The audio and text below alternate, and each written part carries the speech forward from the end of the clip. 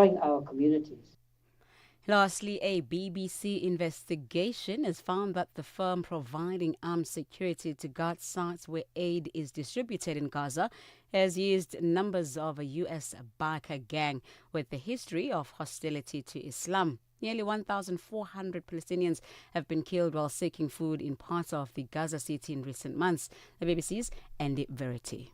The Infidels MC biker gangs celebrate the year 1095, when Pope Urban II attacked Muslims as a vile race, urging Europeans to recapture the Holy Land from Muslim control. The gang is currently hosting anti-Muslim hate speech on its Facebook page. We've identified 10 members of the gang working for UG Solutions, the firm in charge of armed security at aid sites run by the Gaza Humanitarian Foundation, or GHF. 7 bikers are in senior roles, such as leading armed security teams. UGS said it didn't screen people out for affiliations unrelated to job performance. GHF said it had zero tolerance for any hateful biases or conduct. Recapping on your top stories, the M23 rebel group says having conflict-affected countries in peace dialogue is more important than what it terms political point scoring. For any news stories you'd like to share with us, please send us an email to newsroom@channelafrica.co.za or call us at +27 11 714 4459. Channel Africa News, I'm Onele Tsinsi. SABC News. The African Perspective.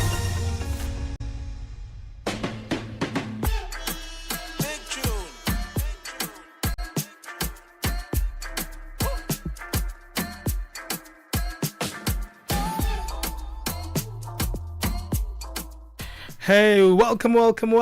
It is what is called Hump Day. I find that such a dodgy term. I'm getting used to it. Apparently, it's the middle of the week where you're just getting over a little hump there and you're moving into the weekend. I think it's like where people are like anticipating the weekend because strategically, if you think about it, it's not really the middle of the week. Not it's really. Almost like the middle of the working week, It right? is the middle of the working week. Okay, so it's Hump Day today. We're looking forward to being with you on this day. We'll be with you until midday Central African time. Thanks to the morning team for making sure that we know what's happening on the African continent. Thanks to Bra Peter. Thanks to the beautiful Asanda for keeping us updated there. But what do we have today? We're going to be interestingly talking about this one. Sometimes you see someone coming from another country and you think, okay, they're fine. They're making it in your country. And you're like, they must be taking our jobs, these ones. They have so many privileges in our countries. But you don't really know how difficult and how much of a trial and error it is to be in a country outside of your own. Because many a times, the country might not speak the languages that you used to speak, so there's a language barrier there as well. There might be an education level barrier too, and there's so many other barriers, legal documents, healthcare, accessibility, and all these barriers can make life quite difficult. But it's the learning itself that can actually help to integrate these people or migrants into the country that they choose or they have to be in at that particular time. So how do we also assist? Because the more the barriers exist, it actually creates an issue even for those who live in the country, because it takes a much longer process to integrate these individuals in the country that they are in. All right, we're going to be speaking to Dr. Vusimuzi Sibanda, chairperson at the African Diaspora Global Network, as we start the show today. And then moving on to our second hour. This is a tough one, right? What happens when love takes you on a path that you didn't think of? You're in love with this person and somehow you bring them to the family gathering. There's gammon, there's all sorts of things at the dinner table, there's salads, there's pap and braai, everything is there. But you see that, no, the energy in the room is not right. You're sitting at this dinner table and it seems like the people don't approve of the person that you're sitting with at that table. So what do? How do you deal with the challenges if your loved ones are not, completely okay with your new love interest? We're going to be unpacking that in today's second hour. Then we wrap up with our Live Well feature. From the 9th of September to the 15th is actually Sexual Health Week. Let's talk about sex, baby. Absolutely. Let's talk about... But maybe the more, important parts of sexual health is STIs. When was the last time you went for an STI test? It seems like not enough of us are actually doing it. All right, we're going to be speaking STIs in our Live Well feature today, speaking to Dr. Anthony Ajayi, who is a research scientist at the African Population and Health Research Center. Hey, we've got so many conversations. Stay in touch with us. Stay interacting. Remember, we've got a live feed on Facebook. You can join us live there at Channel Africa 1 on YouTube, on Facebook. Our Facebook page is Channel Africa. And also WhatsApp us. Tell us what you think about these different conversations. Remember, we're on +2763 406 9126. +2763 406 9126. Gender-based violence is destroying lives and tearing communities apart. It happens in homes, in schools, at workplaces, and too often in silence. But it doesn't have to continue. If you see it, speak out. If you are hurting, reach out. Because doing nothing is not an option. Listen to all 19 SABC radio stations from Wednesday, 23rd of July for hard talk, discussions, advice, dramas, educational shows, and interviews around GBV with experts, survivors, lawmakers, and the whole country affected by gender-based violence. For all your favorite SABC radio stations, call 0800 428 428 to report abuse or get help. GBV, it ends with you. This message is brought to you by the SABC. Get set and be ready to go. On the move with Palesa and Benjamin Moshatama. Hey, migration and displacement are not just about being within a border. It's not really just about being in another country. Think about identity. Think about belonging, access to knowledge. For many migrants and refugees arriving in new societies, illiteracy but also new experience become a hidden barrier that compounds their struggle. Without the ability to actually know the language in that country, maybe you can't read or write that even language, or maybe you're trying to understand the legal frameworks of that new country. Accessing healthcare is another issue that we've experienced here in South Africa. We can be a big challenge. The transport system can also be daunting. This is something that can be a challenge for so many people who are living in a new country, either as migrants or as refugees. How can societies support migrants and refugees in breaking the cycle of illiteracy so that relocation is not only about survival, but more about participation and dignity? Well, Dr. Vusimuzi Sibanda joins us via Zoom on our live stream. You can check him out there on our YouTube page and also on our Facebook page. Dr. Sibanda is a chairperson at the African Diaspora Global Network. Doctor, welcome on the show. Good morning, and thank you very much, for inviting me, and good morning to the viewers as well. Hey, we know the humdrum, which can be this notion that, hey, these people are here to take our jobs. What are they doing in our country? And that's how we dehumanize the experience of being a migrant or a refugee. Assimilating in a new country is not easy, Doctor.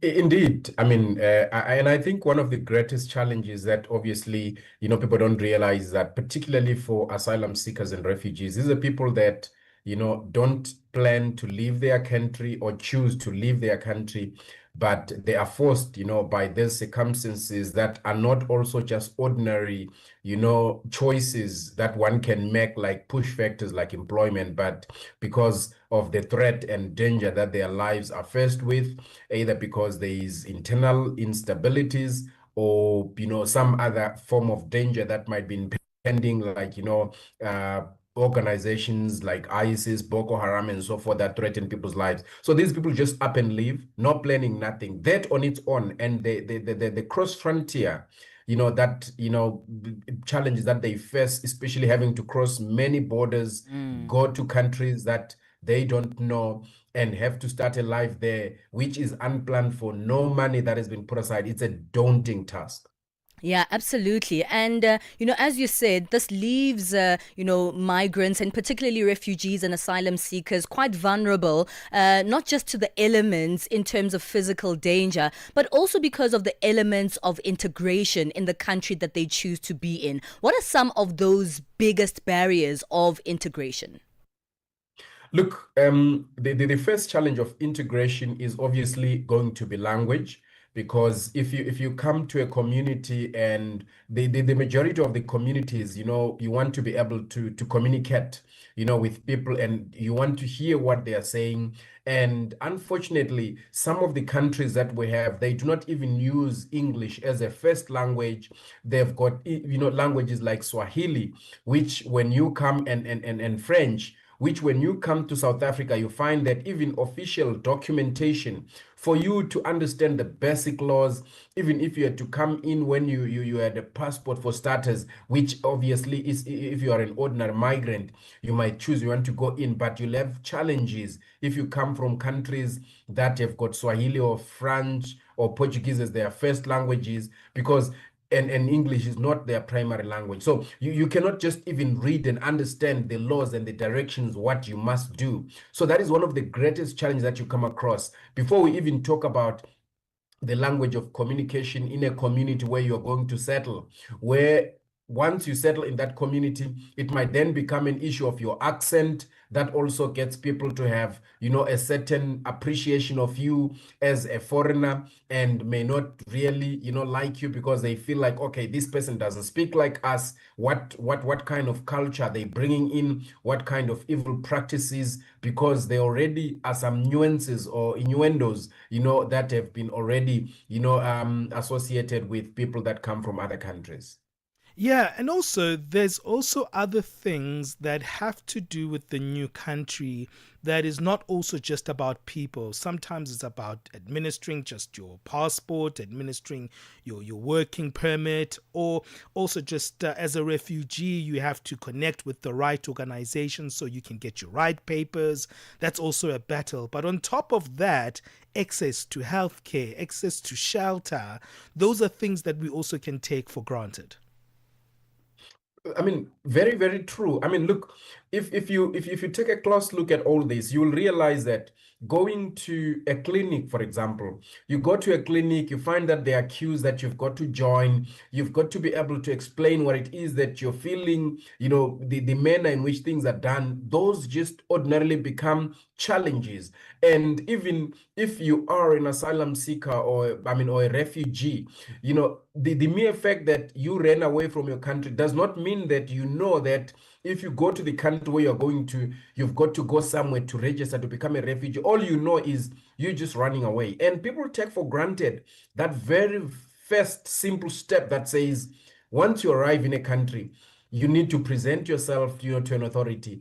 A person that has never planned to run away from their country, even if they went to school, they studied issues about refugees and asylum seekers, they don't know which countries are ordinarily friendly or have ratified the 1951 convention on refugees and all that. So if they arrive in a country, they have no clue where they have to go, what they have to say, except the fact that they're just running away from their country because there is all that level of instability that is taking place. So what basically happens there is that they just have got to sit there, and if they are lucky, there are people that understand their language that might give them directions as to where to go in order to get assistance. Then that's a lot better. But that is not always the case, which is why you get people arriving in a country, living for a long period of time, even where they are given assistance, Sure. and they cannot get it. It becomes such a big challenge for them because they don't even know where to start and how to start. Yeah, it's a big challenge, Doctor. We'll continue the conversation after the break, Dr. Sibanda. and chat a little bit about what we can do, because I think at times we focus on these challenges and we don't think as those who are in our home ground can actually make a difference. How do we make the conditions of people who are visiting our countries or living in our countries from outside a little bit easier for them? I've noticed also there is a separation. I know I live in South Africa, but I ask myself questions like, how many Zimbabwean friends do I have here? There's so many Zimbabweans who live in South Africa. I can only count one, in fact. We live separate lives. How do I, as a South African, start to be more accommodating of those who come from outside of the country? How do we build that bridge that's actually going to make us a little bit more integrated? And we spoke about dignity earlier on, and I think that's what it's all about. We'll continue the conversation after the break. It's 20 minutes past 9 o'clock Central African time. What do you think about this one? Do you think that if you live in your own country and you have someone coming maybe from Nigeria, do you think you stop them and say, hey, how are you finding my country? Are we okay? Are we treating you well? Do you think those are the questions that we ask? Are we very quick to say, not another one who's here to take our jobs? Give us your thoughts on our WhatsApp number, +2763 406 9126. You can text us or you can send us a voice note. Africa, meet Abedi. Yeah, that's me. Abedi is a music lover through and through. I really love African music. He's got a taste for all kinds of tunes and spends his days listening to Channel Africa. Guess what? He didn't know. Okay. Channel Africa wants to help Abedi and all music lovers everywhere to discover even more incredible music. That is why Channel Africa is calling on all African musicians to submit their music.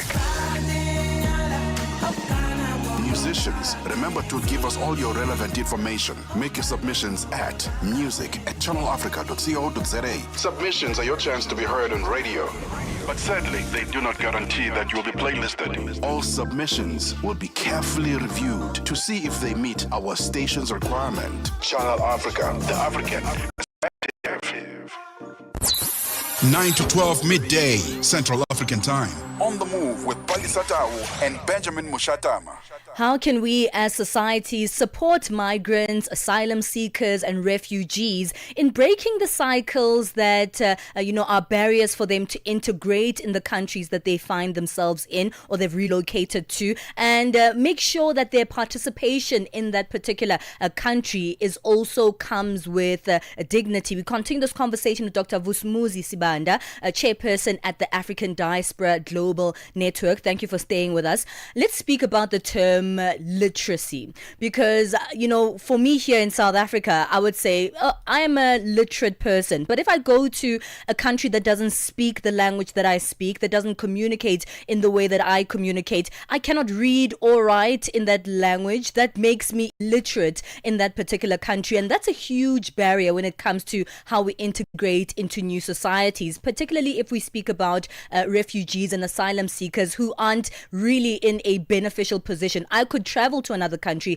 and maybe I have money and have access to things that can help me integrate better. But if you're moving out of, desperation, this can be even harder to get access to. How does that integration process even take place? And how can the people, the host country, try and help those migrants, integrate better?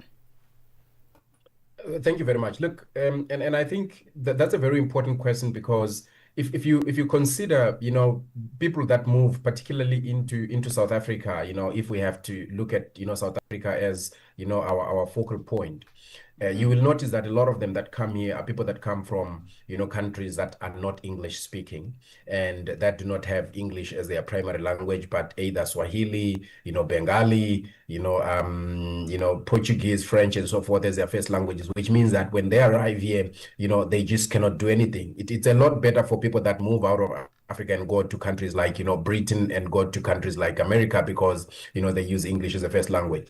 So the first port of call is obviously that, when they come into the country, there should be organizations, NGOs CSOs, like ourselves and others that should be able to provide this kind of support, because we know, unfortunately, that the United Nations doesn't really, venture into that field. But this is also born out of the availability of resources for people to be able to assist people, with basic, English communication skills, and to some extent, allow them to communicate at a bare minimum level so that they are in a position to then proceed to learn other local languages gradually, having at least understood one of the basic languages, like English, which is relatively, more common, so that even when they go to offices, they can get, some kind of assistance. But unfortunately, because of the prejudices that have been created, and in the bulk of the cases which become again a barrier in the community, it is the prejudices that are created by politicians, because communities are ordinarily unhappy about the service delivery of government and political parties, and as a result, unfortunately, these politicians tend to then scapegoat these migrants and say, look, they come in, they take resources, they enter into spaces, for example, like the spaza shops or so other businesses that are preserved specifically for non-migrants, and yet they do not educate people that when you deal with refugees and asylum seekers, they South Africa has domesticated the convention to the extent that asylum seekers and refugees are therefore not precluded from getting into those businesses. So that kind of animosity is created by the lack of knowledge that is perpetuated by people that may even know that it is incorrect what they are saying, but because they simply want to appear to be politically correct in terms of garnering support from people that are suffering and taking advantage of them. Doctor, I would say that the illiteracy of this conversation is actually two-sided. It's not just the refugees or asylum seekers themselves who don't really know how to communicate and integrate into those societies, but there might not be enough education within the societies of the host country to know how to receive refugees, to understand really what goes on behind the scenes with asylum seekers and refugees, and how to help them integrate in those societies. Is that necessary? Is that maybe some form of education that should be looked at in our communities, how we as locals can understand why refugees and asylum seekers are there and how we can help them integrate? That is a very, I'm smiling because that's a very deep question. Now, it's deep in the sense that, our CSOs, NGOs, and governments, they have neglected, social cohesion, integration, and basic, life skills. And in the sense that as you go to talking about, how to appreciate, the challenges that asylum seekers are obviously faced with, you will appreciate one fact that, I'm going to give this crude example, that if you go to a country like America, for example, you may find that, from what we read, that almost every household has got the constitution of that country, and they understand the different amendments, they can recite them to you. But if you come to, countries in Africa, you find that a lawyer who has studied law, who is actually supposed to understand the constitution, will have their rights being violated because they do not understand the Bill of Rights. They only studied so that they can work, but they've not taken a deeper appreciation of what exactly the Bill of Rights mean. So that is something that appear relatively quite distant, to us, in the African context, because when you go, we are looking at things that, will provide, bread and butter, to the extent that the other things that appear to be further from the physiological needs are still far from us, to reach. But yes, ideally, there is a responsibility on the government, a responsibility on NGOs and CSOs to make sure that, ordinary people, natives are taught, exactly that there are people that will often come into communities as a result of, push factors like wars and so forth. And how do we deal with these people, and what are the laws of the country saying about that? And unfortunately, that space is such a big vacuum. Let's talk a little bit about our personal responsibilities, because I think also from a personal level, we can do more to actually see that we've got a neighbor that's not from our own country. How can we be more of an assistance and have a broader perspective on this?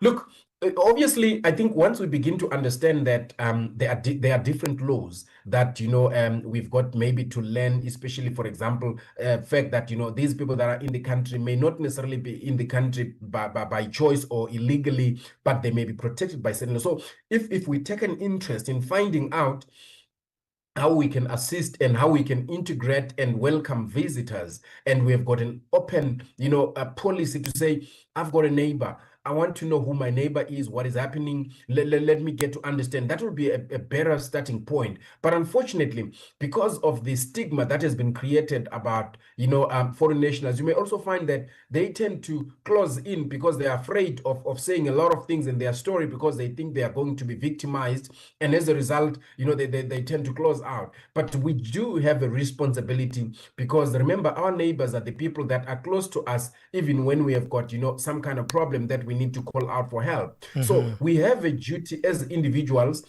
to enhance or to even better ourselves by understanding who's around us, because it's even a security feature. Who is around us? What is their problem? What are their circumstances? How can we help them? Even if it means that you are helping a person to apply for some type of a visa, we would take it upon ourselves and look, if you live here and I don't know you, it means that I am in danger myself, because you could wake up gone tomorrow having attacked me, but I've never taken the opportunity to learn. Yeah, absolutely. We unfortunately have to leave it there. And I think it's a good way that we have to be people who are willing to learn as well and understand other cultures, other people a little bit better. But thank you so much, Dr. Sibanda, for giving us your time. Only a pleasure. Good morning. That's Dr. Vusimuzi Sibanda, chairperson at the African Diaspora Global Network. What do you think about that one? Do you think you're willing to go the extra mile to just know someone outside of your own country who lives in your country and say, hey, come, let's talk. Where are you from? How did you get here?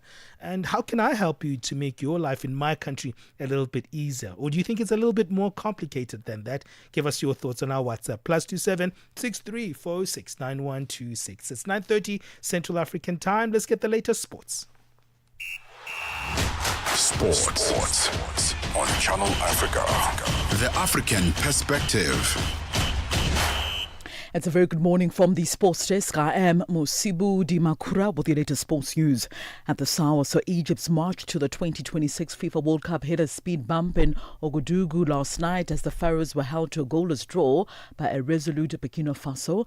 An early injury to Oumar Mamouche disrupted their rhythm, and despite long spells of control, Hossam Hassan's side couldn't find the breakthrough. Now, Mohamed Salah had a first half strike ruled out for offside, and Mustafa Mohamed missed a late chance, while the Stallions, led by Bertrand Traore, finished the stronger without converting any of their chances on the night. So with 2 matches remaining, Egypt still lead Group A, but the door remains ajar as the chase continues, with places in the finals of the FIFA World Cup still up for grabs in this group. Meanwhile, Nigeria's coach Eric Chell insisted that he had no complaints about his team's display, and they won draw with South Africa in a crucial FIFA World Cup qualifier last night. The Super Eagles went into the clash at the Free State Stadium in South Africa's Free State province, needing victory to keep their hopes alive, but were forced to settle for a point after a tense encounter. The captain of the side, William Trust Okong's own goal, gifted Bafana Bafana the lead before Calvin Bassey struck an equaliser on the stroke of half-time. So with Nigeria still 6 points adrift of South Africa in Group C and the only 2 games remaining now, Chell maintained that his side delivered a strong performance, but also acknowledged that their hosts matched them on the night. Like I said, this is difficult to come here and to hope a win, because like you said, this team is very good. The winger are very fast, and the striker keep the ball. During this game, like I said, we made just 10 seconds. We were not in the good position, and they killed us. So after that, we're coming back in this game because we were ready for that. So because our state of mind. So Nigeria must face the likes of Lesotho as well as Benin in their last 2 matches of the qualifiers, and we'll be hoping that Bafana Bafana will draw points away to Zimbabwe as well as Rwanda. Chell knows that their fate hasn't been in their own hands all along. So we are professional. So it's the 2 games, and for sure, this player want to win these 2 games. For now, actually at this moment, it's difficult for us because we wanted to win, and I think we did everything. So in 1 month we have the 2 last game. A lot of things can happen in 1 month, and for sure, a lot of things about. On to athletics news now. Olympic 200-meter champion Litsile Tebogo says he would like his legs to do all the talking in his battle with brash American Noah Lyles at the World Championships in Tokyo. Now, the softly spoken Botswanan won his country's first ever Olympic gold medal in any sport at Paris last year, where Lyles finished in 3rd position. Tebogo labelled his flamboyant American rival arrogant after the race, and Lyles' outsized character is likely to command the global spotlight once again when the World Championships begin this coming Saturday. So Lyles got the better of Tebogo in the 200-meter event in the Diamond League finals in Zurich, Switzerland just about 2 weeks ago, edging the Botswanan by 0.02 of a second. The pair are also set to square off in the 100-meter event in Tokyo. Tebogo is looking to win his first ever world title after picking up silver medals in the 100-meter event as well as a bronze medal in the 200-meter event in Budapest about 2 years ago. And finally, Oscar Piastri as well as Lando Norris have stated that they would obey any McLaren team orders in a potentially title-deciding final races of the 2025 Formula One season following their late swap at the Italian Grand Prix over this past weekend. Norris was on course for a 2nd place behind race winner Max Verstappen at Monza, but a slow pit stop put him behind teammate Oscar Piastri, who undercut him. So McLaren's racing principles have been tested several times over the past 18 months, but they have maintained a culture of team coming first, which the drivers have so far stuck to. The time is 9:35 a.m. Central African Time, and concludes your sports news this hour. For any sports stories you'd like to share with us, our email address is newsroom@channelafrica.co.za. Give us a call as well on +27 11714 4459. I'm back with more sports news in the next hour. For Channel Africa Sport, I am Mosibudi Makura. Sports on Channel Africa. The African Perspective.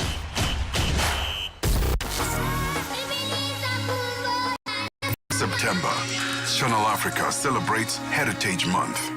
A time to honor the stories, the rhythms, and the languages that make us who we are. Whether you're in Lagos or the shores of Zanzibar, to the mountains of Lesotho or the markets of Dakar, we are united in diversity.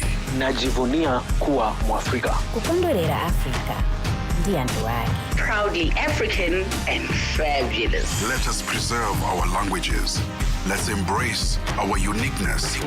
Let's embrace our cultures and celebrate the beauty of our continent. Channel Africa, the African Perspective. Thank you so much, Musibudi. Let's move on right now and get our latest business.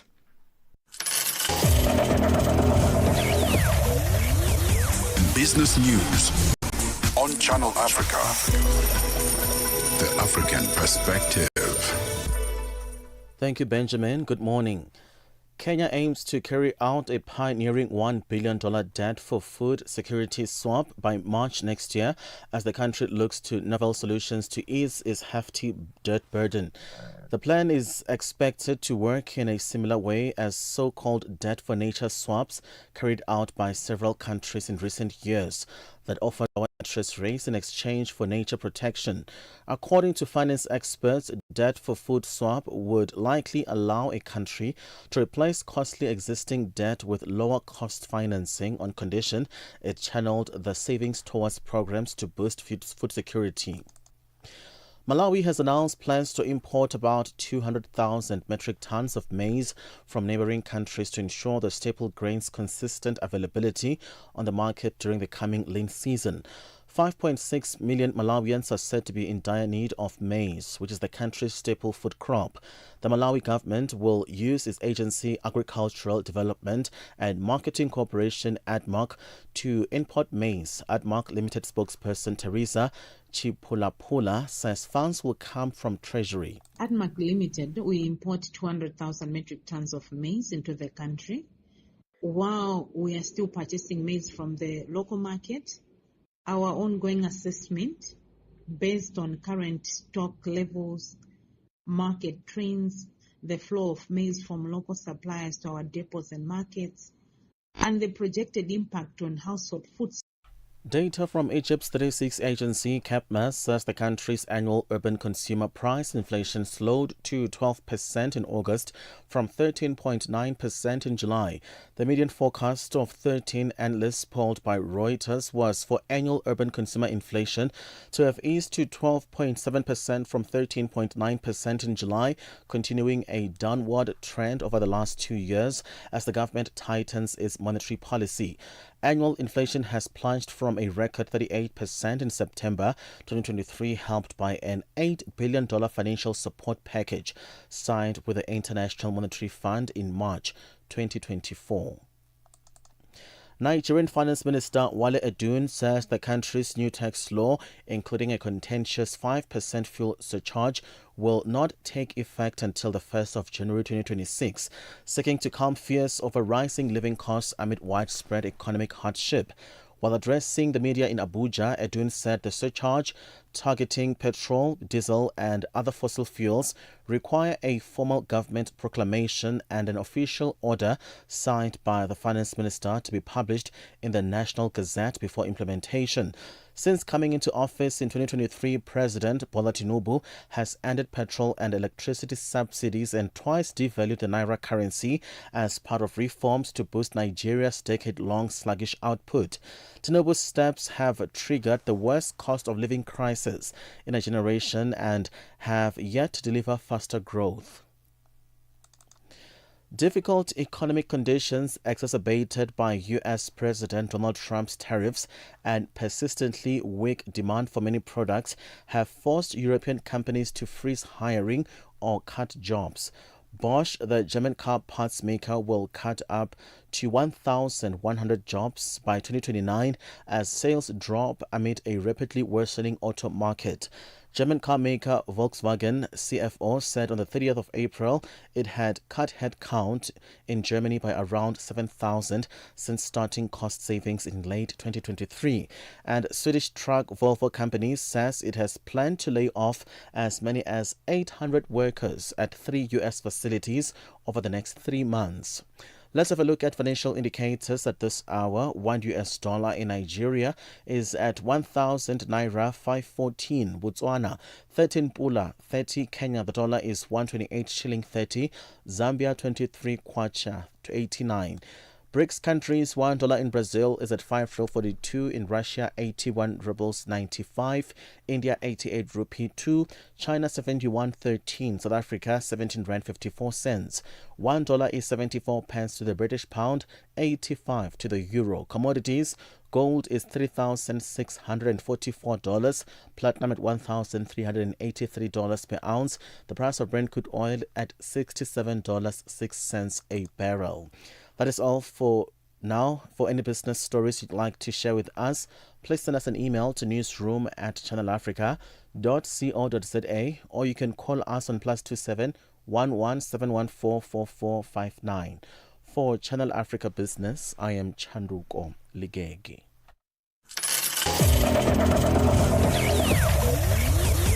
Business news on Channel Africa. The African perspective. Zochitika ndi madaphiri kamlondola wazochitika pena paliponse. Vuto lakusowa kwa simenti likupitirira ku Malawi ngakhale kuti boma linapanga mgwirizano ndi makampani ena aku Zambia kuti azibweretsa mdziko lo simenti. Nduna ya zamalonda Vitumbuko Mumba yadzudzula makampani ena kuti akubisa simenti ngakhale kuti boma likumawapatsa ndalama yakunja kuti akagule kunja ndi kubweretsa simenti ku Malawi. Ndipo George Muhango tili naye pa line apa kuti atifotokozere zambiri. George, uli bwanji komanso vuto la simenti linamba liti? Inetu ndili bwino, ndipo vuto la simenti ku Malawi kuno linayamba miezi itatu yapitayi. Sakupezeka mu mashop amene amagulisiramo komanso kuti makampani amene akupanga simenti amene akupanga ochepa kwambiri, monga modza kunena kuti ndalama yakunja kuti ayitanise katundu amene amathandizira kuti apange simenti amene ikusoweka. Zochitika ndi Madaphiri. Lolemba mpaka lachisanu pa nthawi ya 7 koloko kufikira 8 koloko madzulo pa Channel Africa. Tune in and turn up the volume. This is Channel Africa.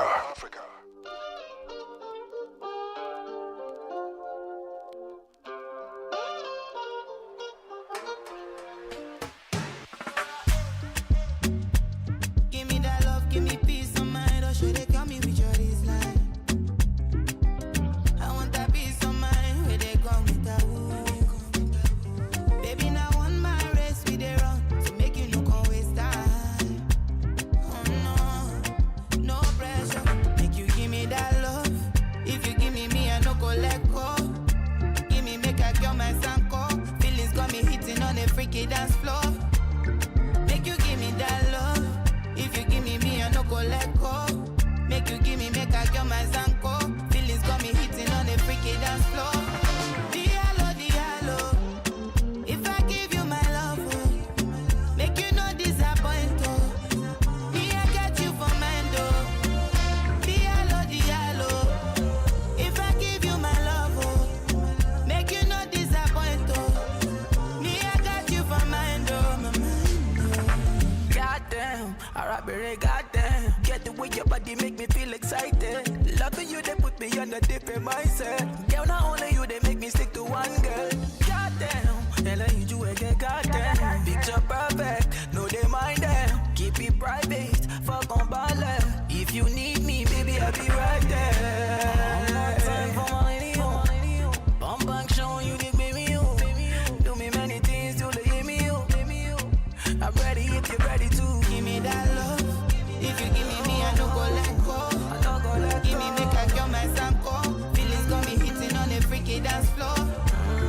Make you give me that love. If you give me, I no go let go. Make you give me, make I kill my sanko. Feelings got me hitting on a freaky dance floor. Diallo, diallo. If I give you my love, make you no disappoint. Me, I get you for mine, though. Diallo, diallo. If I give you my love, make you no disappoint. Me, I got you for mine, though, my mind. So many people want lick my stew, so baby, you make I survey your tools. And if I undo your 2 by 2, you fit to scream, you to losing your cool. So many reasons are written in the stars. Oh my God, you're the reason I do what I do. So baby, make you give me your love. Make you give me that love. If you give me, I no go let go. Give me, make I kill my sanko. Feelings got me hitting on a freaky dance floor. Make you give me that love. If you give me, I no go let go. Make you give me, make I kill my sanko. Feelings got me hitting on a freaky dance floor. Diallo, diallo. Hey, that's the beautiful Area Star. She was looking irie this weekend at the MTV Video Music Awards. She's wearing this beautiful outfit there of straps of leather and cloth. We love Area Star there. And that one is titled Give Me That, and always hang out with WizKids. Seems like they have a good combo going on there. Yeah, absolutely. It's 9:46 Central Africa time. Really interesting conversation that we had in our first one. An important one as well, because you know, there are a lot of issues on the African continent, and because of that, it is the everyday people that are impacted the most. And when those impacts happen, they do need somewhere to go. And I feel like we judge so harshly when it comes to people who are, you know, migrants, because we don't actually know why they are in the country. We don't know if they're refugees. We don't know if they're asylum seekers. We don't know if they're just here for work or something else. But more importantly, it feels like we don't care a little bit. We just care about the misconceptions that we've heard about foreigners in our own countries instead of actually trying to integrate and find out why people are here. And remember just that human aspect of it all, to try and understand, are people safe? Are people, do they understand how to get around? Do they understand how to actually live a dignified life no matter where they are? Yeah, absolutely. What's your take on that conversation we were having in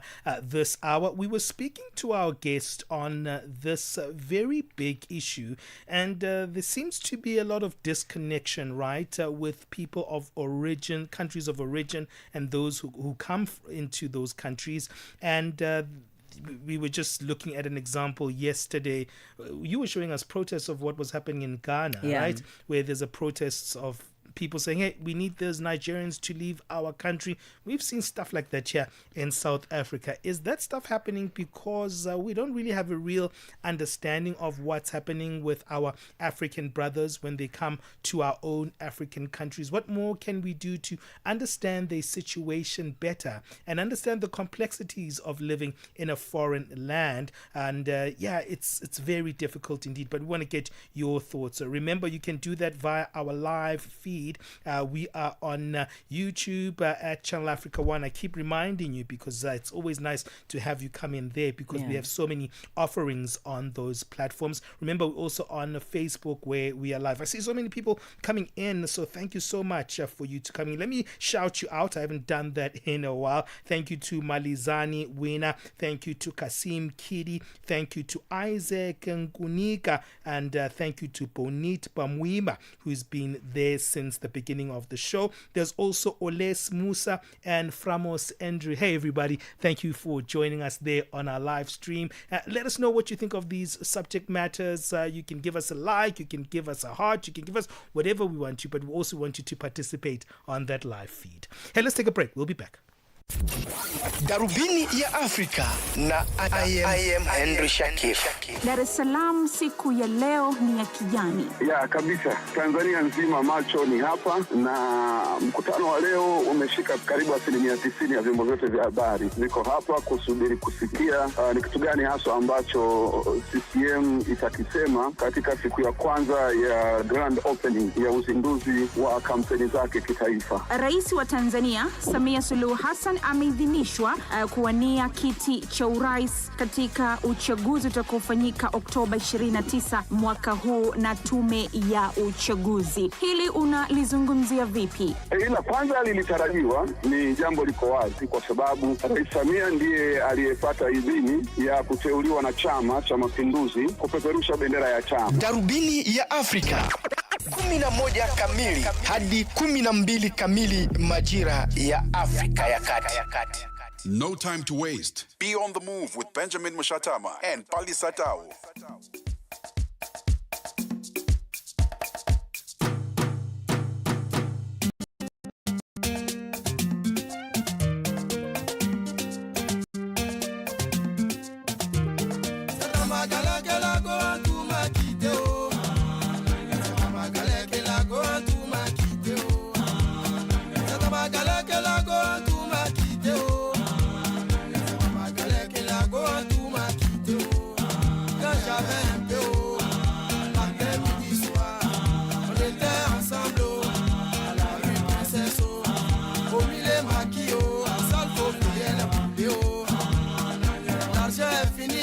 Changer de côté, oh.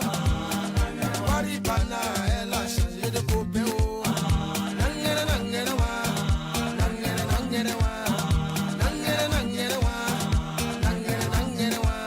Dieu merci pour moi, je savais chanter un peu, oh. J'ai fait ma cassette, oh. Je vois la télé, oh. Matin, midi, soir, c'est moi, je chante à la radio. En tout avis, tu le cas où à percer, oh. Je vais partir le couper, oh. Et on dit premier gaou n'est pas gaou, oh. C'est deuxième gaou qui est nyata, oh.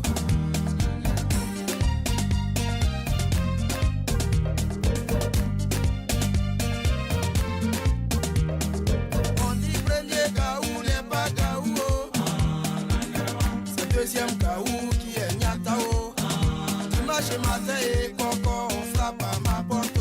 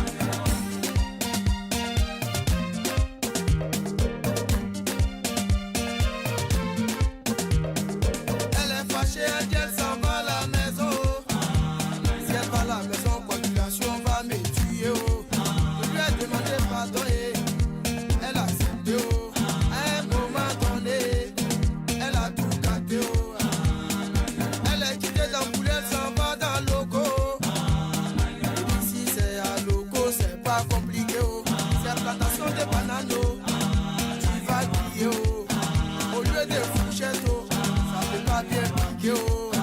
C'est avec râteau, tu vas manger, oh. Nangere, nangere, wa. Nangere, nangere, wa. Nangere, nangere, wa. Nangere, nangere, wa. Mais on dit premier gaou n'est pas gaou, oh. C'est deuxième gaou qui est nyata, oh. Marque gaou, oh. Blé gaou, oh. Sorodium gaou, oh. Sabindo so gaou, oh. Angelo gaou, oh. Totorino gaou, oh. Eta nyata, oh. Tiefi nyata, oh. Kade nyata, oh. Kade kuma nyata, oh. Eta nyata, oh. Gracie Michel gaou, oh. Emile gaou, oh. Hey, that's Magic Systems. This one is definitely a classic. Premier Gao. Yeah, when we had the street bashers here in Johannesburg, South Africa. Yeah, I know when I was too young to be You've officially been invited. at a street bash? Yeah, I have. Like Okay. unofficially, like just sneaking in as a little boy. I know. Yeah. But what was so great about those street bashes that sometimes they'll be happening near your house. So you can say, do we need milk? And then you'll just be walking around like you're going to the shop for milk. Yeah. And then you can pretend like you were at the party, even though you know you were just there to And go there was no buy entrance or milk. exit area, so There was you no could just entrance or chill out. exit. You'd just be there. And people would have seen you at the party anyway. So even though you weren't really at the party, you were just passing by to go buy that milk. But you still made it and you get to dance to the music as well. Well, we're keeping things moving. In today's final hour, we're going to be speaking about STIs. And it's a Sure. very important conversation, right? Because Yeah. we speak about so many different aspects of sexual health. It is Sexual Health Week this particular week from the Yeah. 9th to the 15th. And it seems like a lot of people who know about sex, who talk about sex, still don't take the action to test for STIs as much as possible. And I'm not speaking about people like from, a distant way. I'm speaking about me and you, everyone, the ones listening, maybe the ones in this room. People just generally don't feel the need to go test for STIs without actually understanding that there's so many STIs that remain dormant in our bodies that could actually cause problems later on in our life. So we're going to be focusing on that conversation, but we have our On the Move poll up that's focusing on that conversation. So go to our X handle, that is at Channel Africa 1, and we are asking you the question: what's the biggest barrier to routine STI testing in Africa? Is it stigma and shame? Is it cost and access? Is it a lack of awareness, or is it a fear of the results? Is that why you're not going for a routine STI test? Because you just don't know what's going to come out. You're like, it's better that I don't know. I'd rather not. It's an interesting one. I think where I find it interesting is, is an AIDS test or an HIV test different from an STI test? And I think that differentiation is important, because I think there are people who take routine blood tests, but maybe they don't have a focus on sexually transmitted infections. And I'm interested in that dynamic because that's an interesting one. But according to the World Health Organization, over 1 million STIs, there's so many of them. Yeah. They are contracted every single day, most of them silently. In Africa, STIs remain a significant public health concern. So we're going to have conversations around that. Is it because of the stigma? Is it the silence? Is it the shame?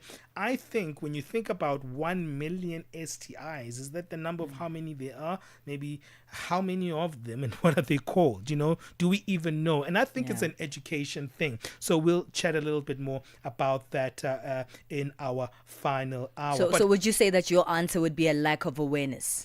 I don't have an answer for it Okay. because I feel like I'm a journalist, so I know these things, right? Yeah. So it could be maybe fear of results. Okay. Because there's 1 million of them, right? Yes. So how sure are you that you don't have any of the 1 million? Yeah, that also, I would say lack of awareness, because I feel like it's also because we don't know about them. There's so many few STIs that many of us can actually name outside of, HIV, which is the most popularly and well-known, STI, coming back to your fact that I think people who do regularly test will go and test for HIV HIV. I mean, we've had big pandemics of HIV here, but all the others, maybe we might be able to name 2-3 other different kinds of STIs, but certainly not 20, and of course not 1 million. So when you go test, do you actually know what you're going to test for either way? Yeah, it's an interesting one. I think as a guy, I'm just like, yo, there's so many. I'm speaking as a guy. You know, guys are very kind of like, yo, I don't want to be the one to tell my partner that I've got this thing. You know, most of us have that shyness. Guys hardly even go to the doctor for normal things, let alone the STIs. Yeah. So I'm talking on behalf of those guys. So we'll find out what more we can do. But that's the third hour conversation. In the meanwhile, go to our at Channel Africa 1 X handle and give us your thoughts on that poll. We have it up, hopefully, and then we'll chat a little bit more about what you think about it as we move on. In our second hour, we've got a very interesting conversation around relationships. What happens when your mom says, no, she's not the one? Or your dad says, this man, he doesn't look like a responsible man. You know, I don't see this man taking care of you. What happens when love takes a path your family doesn't approve of? We'll be speaking to Frank Edem Adofoli, a relationship counselor, just in a few minutes' time. But right now, let's get the latest news. SABC News. The African Perspective. Thank you, Benjamin. Looking at your top stories, Ivory Coast former First Lady cleared to contest presidency, and a U.S. biker gang provides armed security to guard in Gaza. Your latest news. Greetings to our listeners.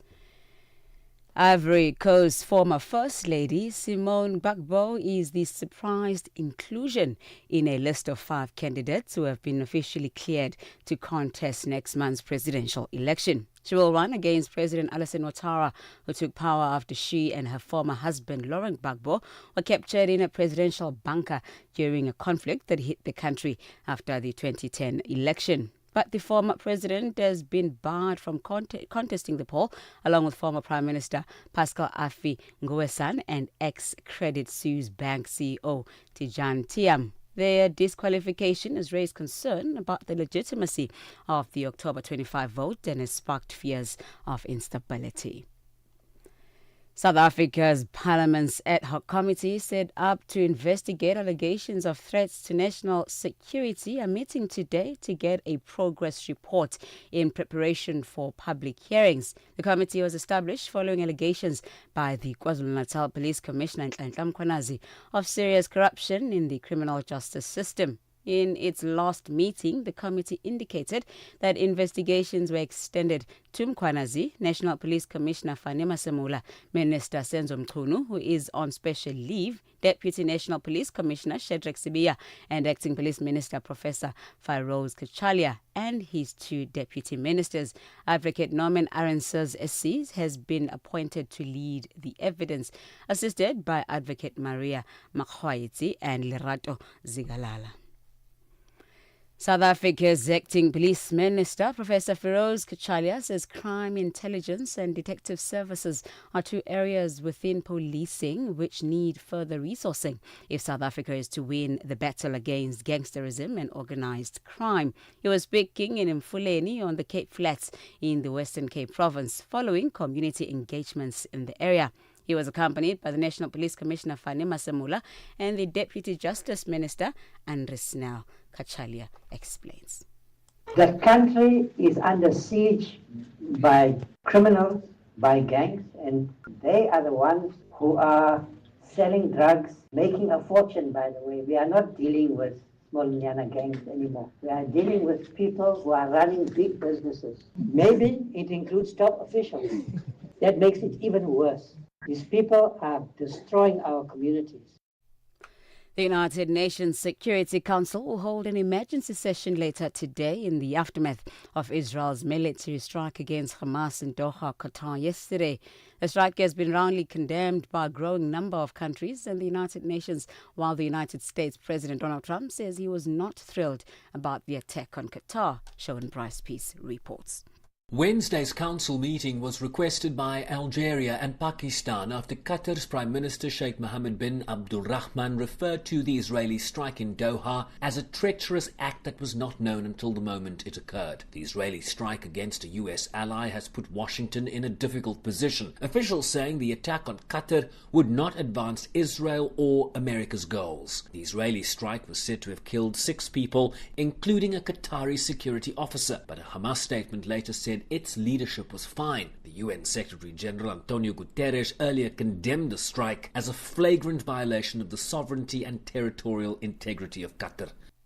And lastly, a BBC investigation has found that the firm providing armed security to guard sites where aid is distributed in Gaza has used members of a U.S. biker gang with a history of hostility to Islam. Nearly 1,400 Palestinians have been killed while seeking food in parts of the Gaza city in recent months. The BBC's Andy Verity.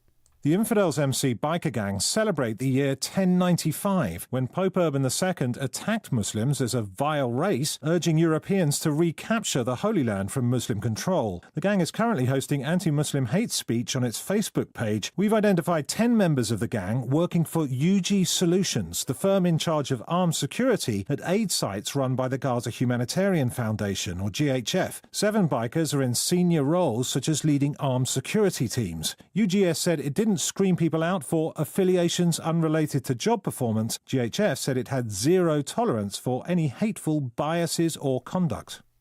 Recapping on your top stories, Ivory Coast former First Lady Simone Gbagbo is the surprise inclusion in a list of 5 candidates who have been officially cleared to contest next month's presidential election. Channel Africa News, I'm Onele Tsinsi. SABC News. The African Perspective.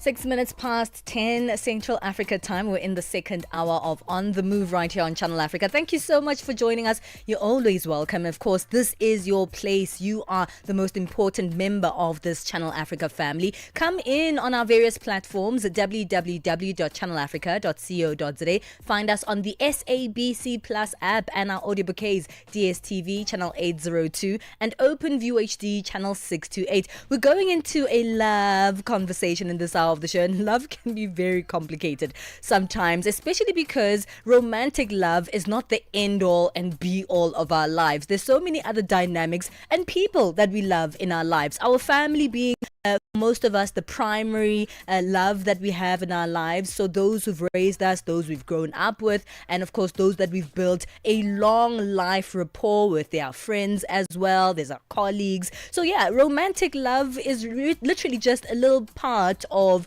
your entire love. But family is quite important, especially to us as Africans. Do you think we still need permission to love or to marry particular partners, especially if our families do not approve? We're going to be going into that conversation in this hour. Yeah, and the thing is, when you introduce someone to your parent, you are also kind of verifying the seriousness of that relationship, right? You're like, yeah, let's do this. I want you to meet my family, and I want you to be someone that I take seriously. And then when you've taken that leap of faith, I think most of the time it is, and you get to the other side and you're like, no, I'm actually getting disapproval from mom or dad. My siblings don't like this person. What do you do when you feel you and that person have a synergy that they don't even understand? That's coming up for our conversation in a few minutes' time. Zilipendwa na Abedi Jean de la Croix. Wewe ni mjasiriamali unajihusisha na biashara ya kuuza dawa. Jaribu kutuambia kwanza, kwa nini ulianzisha biashara hiyo? Tutasema kwamba maisha ya kila siku ni kwamba mtu anapaswa kuwa na maisha ya kuweza kujitegemea. Usitegemee kuajiriwa, lakini utegemee kujiajiri, na baadaye utaweza ukaajiri wengine. Na hiyo ilinipa msukumo mkubwa kwa kuweza kujiajiri na kampuni hii kwa ajili ya kuweza kuwasaidia wale ambao wanahangaika zaidi. Unauza aina gani ya dawa? Unasema ni dawa lakini kwetu sisi tunaita kama vile ni pipi, ambayo ni virutubisho ambavyo vinakwenda kusaidia kwa wale ambao wanatatizwa na aina tofauti ya magonjwa. Virutubisho hivyo sasa vinatibu magonjwa gani? Virutubisho hivi vinatunza magonjwa kama vile ya kisukari, shinikizo la damu. Zilipendwa kila Jumamosi kuanzia saa 12 kamili majira ya Afrika ya Kati hadi saa 1 kamili majira ya Afrika ya Kati. Parlez-vous couramment le français? Êtes-vous passionné par la radio? Et êtes-vous qualifié pour travailler en Afrique du Sud? Envoyez-nous votre CV et vos 3 minutes démo en MP3 à @channelafrica.co.za pour avoir une chance de rejoindre la famille Channel Africa. Si vous n'avez pas de réponse après 14 jours, cela signifie que vous n'avez pas été retenu. Channel Africa, la perspective africaine. AUSISA, the Association of Water and Sanitation Institution of South Africa, is a platform uniting Africa's water professionals.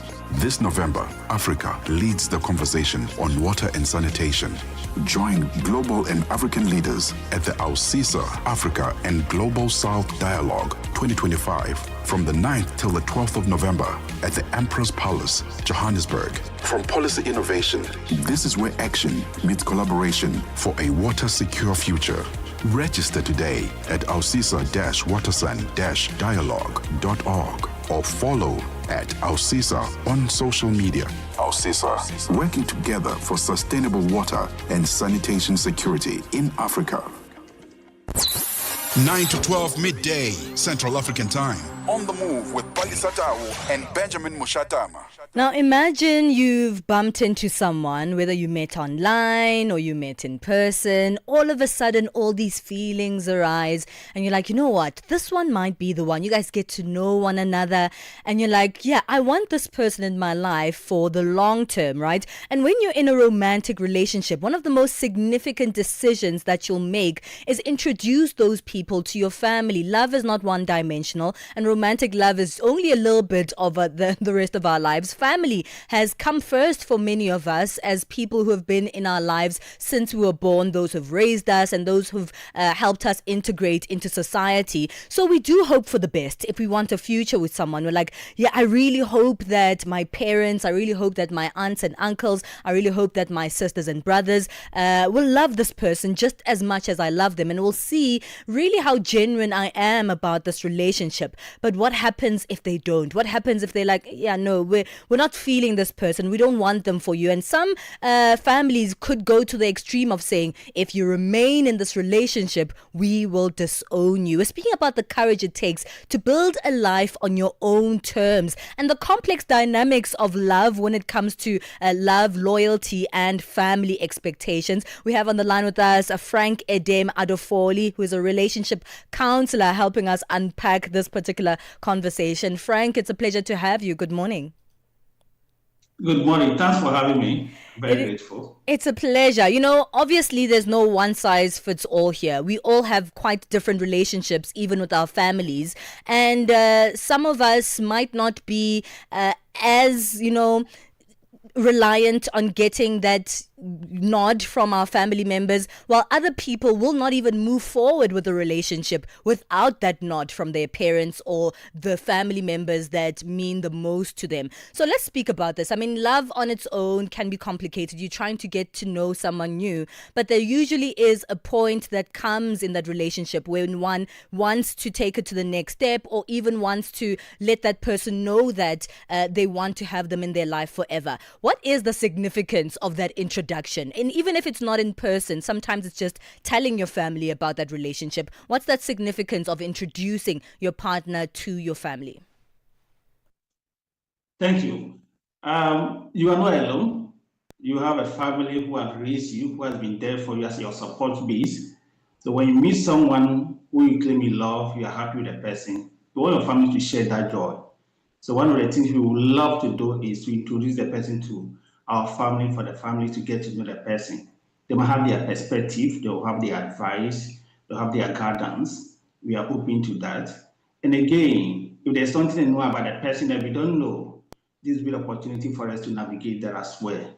And besides that, when a family gets to know this particular person, it opens doors to grow another family. Because one family gives birth to another family. We having a different alliance, other relationships. So it's a great opportunity.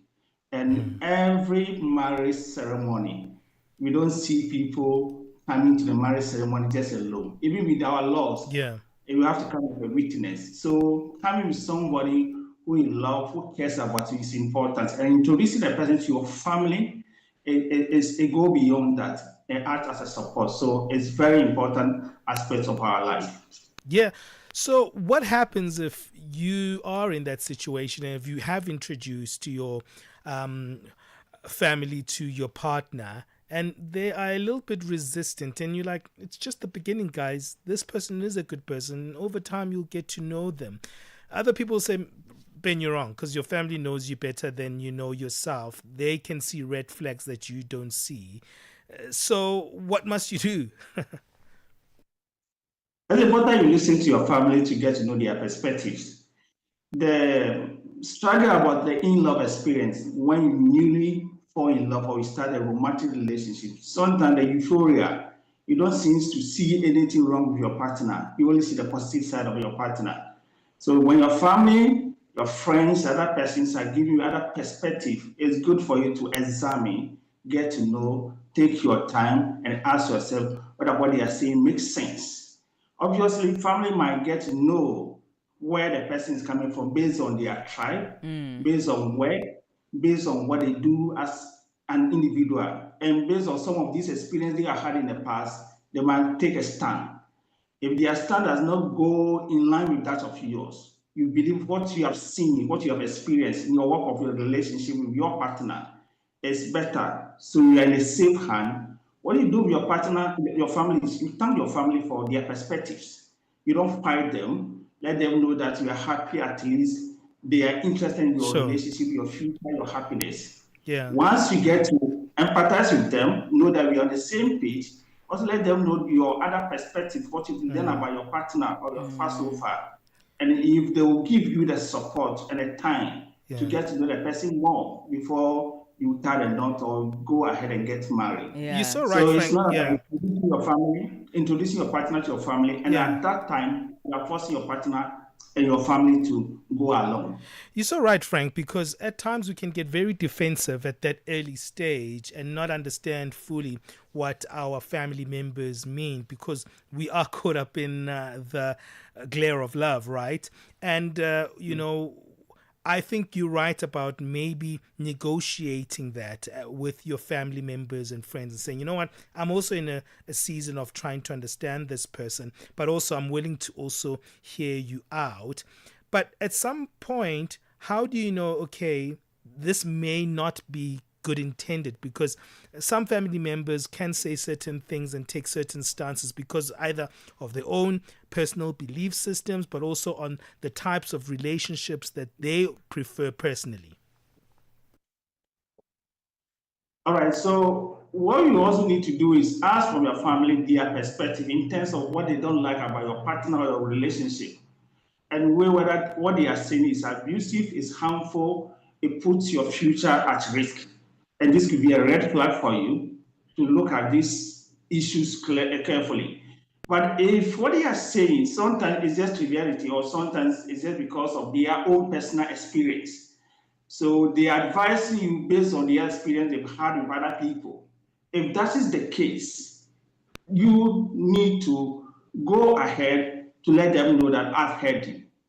What I would like to do is let's get to know this person for who the person is, not for who you've known somebody else in the past, coming from their tribe or their affiliation or belief system, and so on and so forth. Again, we are growing. Dispensations are different. So when we go through at a certain age, at a certain time, it's different. The modern relationships come with its own unique challenges. Gone are the days, the olden relationships come with their own unique challenges. So what you seem to be working, gone are those days, are not working these days.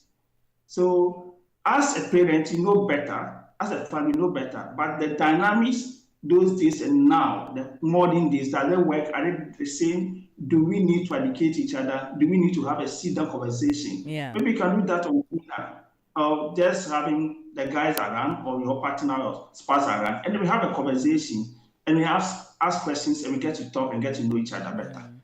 Let's speak about those generational dynamics in particular, because they can affect this conversation quite a lot. Maybe your parents could have come from a time where if your parents and your village even doesn't approve of your partner or their tribe or maybe even the sexuality, then there was no way that they were going to be marrying that person. And coming from that own perspective, do you think that's relevant today, that it's a must for the parents to approve, and if they disapprove, you're not going to actually have that relationship or that marriage? The olden days, as we're saying, gone are the days, marriage seems to be more of arrangement, alliance, and sometimes more transactional. You pay the dowry or bride price, a family and another family become a bigger family. The aim goal is maybe for wealth, for land, for properties, to give birth to offspring. These days, marriage is more of partnership, individual's happiness, what they are seeking for as individual, respect, share responsibility, goals, communication. So dynamics are very different. So if you meet your partner and you find these particular unique things that you are looking for in your partner, you are happy with that. So that what we need to do is, when we meet our parents, they are talking to us from their past perspective. Once we are listening to them, we appreciate what they are being through, we also give them an opportunity to educate them on what is happening now. Right. In their mind, their relationships were very positive. They were very healthy because less of divorce. But there were other things they were doing which were not healthy. And we're not happy, especially the women in context. Yeah. Okay, Frank, so, I'm going to stop you there for a bit. We need to take a break and we'll come back and continue this conversation. We're speaking to relationship counselor Frank Odofoli about what happens when your family doesn't approve of your partner. Do you take the courage to start life on your own terms, or do you try to negotiate between love and family? Stay with us. Es-tu préoccupé par quelque chose? Es-tu passionné par les questions qui comptent? As-tu une voix qui mérite d'être entendue? Eh bien, nous avons la plateforme parfaite pour toi. Téléphone-nous ou fais-nous un WhatsApp au +27 66 408 87 42 et nous te rappellerons. Sois dans la conversation. Salut Channel Africa, ici Beno le diamant rouge et Binal Sport depuis le Cameroun, le pays des lions. Voilà. Sois dans la conversation. Il ne s'agit pas seulement de parler, mais c'est ta chance d'exprimer ton point de vue, de partager tes opinions et de t'engager avec une communauté qui valorise ton avis. Suivez-nous sur les réseaux sociaux. Visitez notre site www.channelafrica.co.za et préparez-vous à partager vos points de vue sur Channel Africa, la perspective africaine. Heritage Month is a time to remember where we come from and celebrate where we are going. Channel Africa. Catch us on DSTV channel 802. All right, 22 minutes past 10 o'clock Central African time. Let's keep this conversation going. Do you need approval from your parents or from your friends when you are meeting up with someone and have a relationship? Does that matter to you? But when they disapprove, what does that mean for you and how do you navigate it? That's the conversation we're having today with our guest who's helping us on this tricky question. It's not an easy one to answer, right? But Frank Odofoli, relationship counselor, is helping us on it. Frank, you can continue your stream of thinking there because you are answering the fact that how do you do it? Do you just create your own path, or do you consider these feelings that your extended family or friends have? Very well. So as I was saying, you also have an opportunity to educate your parents, let them know what works these days, what is not working these days, and appreciate something from their end. If the negotiation will not work, then the next stage is mediation. Look for a respected member of your family or friend or third party that your parents respect of or they respect so much. approach such a person, speak to the person from your perspectives, and let the person know how much you respect your parents, and you want their blessings. You want them to get to know what is good for you. Because at the end of the day, your parents want what is good for you. And if the person in question understands you and come to the mediation, you will be able to help your parents to see things from your perspectives. And then from that stage, we can allow each other time to reflect on what we have learned so far, what we've heard so far, and then come back again. Yeah. Maybe in a month's time, in a few weeks. If parents still hold on to that stand, then you need to make a tough decision. Either to go on with your relationship and then probably get married, and then along the line bring your parents in gradually. Yeah. Or you got to let go of the relationship. Yeah, and that's then tough. probably take to what the parents are saying. Yeah, that's tough, navigating a loss, right? It's either you're going to lose the person that you're in a relationship with, or you're going to lose this huge thing called family. You know, it's kind of the thing that you've always had all your life, but to let that go for something new is probably going to be even more difficult. When there is a continued fraction or division on your decision to stay with your partner is also part of this. How do you relate with your partner? Because I'm sure it also costs your relationship when you don't have acceptance outside of the relationship. It's good to communicate with your partner, know the difficulties you have. But when you're doing this, you make sure that you don't play your parents against your partner as if your partner and your parents are loggerhead, or your parents do not like, or your family do not like your partner. They have their observations, they are entitled to their views, and they believe that they know what is good for you. So we have challenged. My parents or my friends or my family do not know you. They have different perspectives. I will take time for them to get to know you. Just as I met you, I did not know you. It took me time for me to get to know you. I will need your cooperation. I will need your patience as we navigate this. There will be time that I would love to come to our house together and meet our parents, just to have a conversation, just to have a dinner. And in this case, when you are thrown at any question, please take your time, reflect before you answer.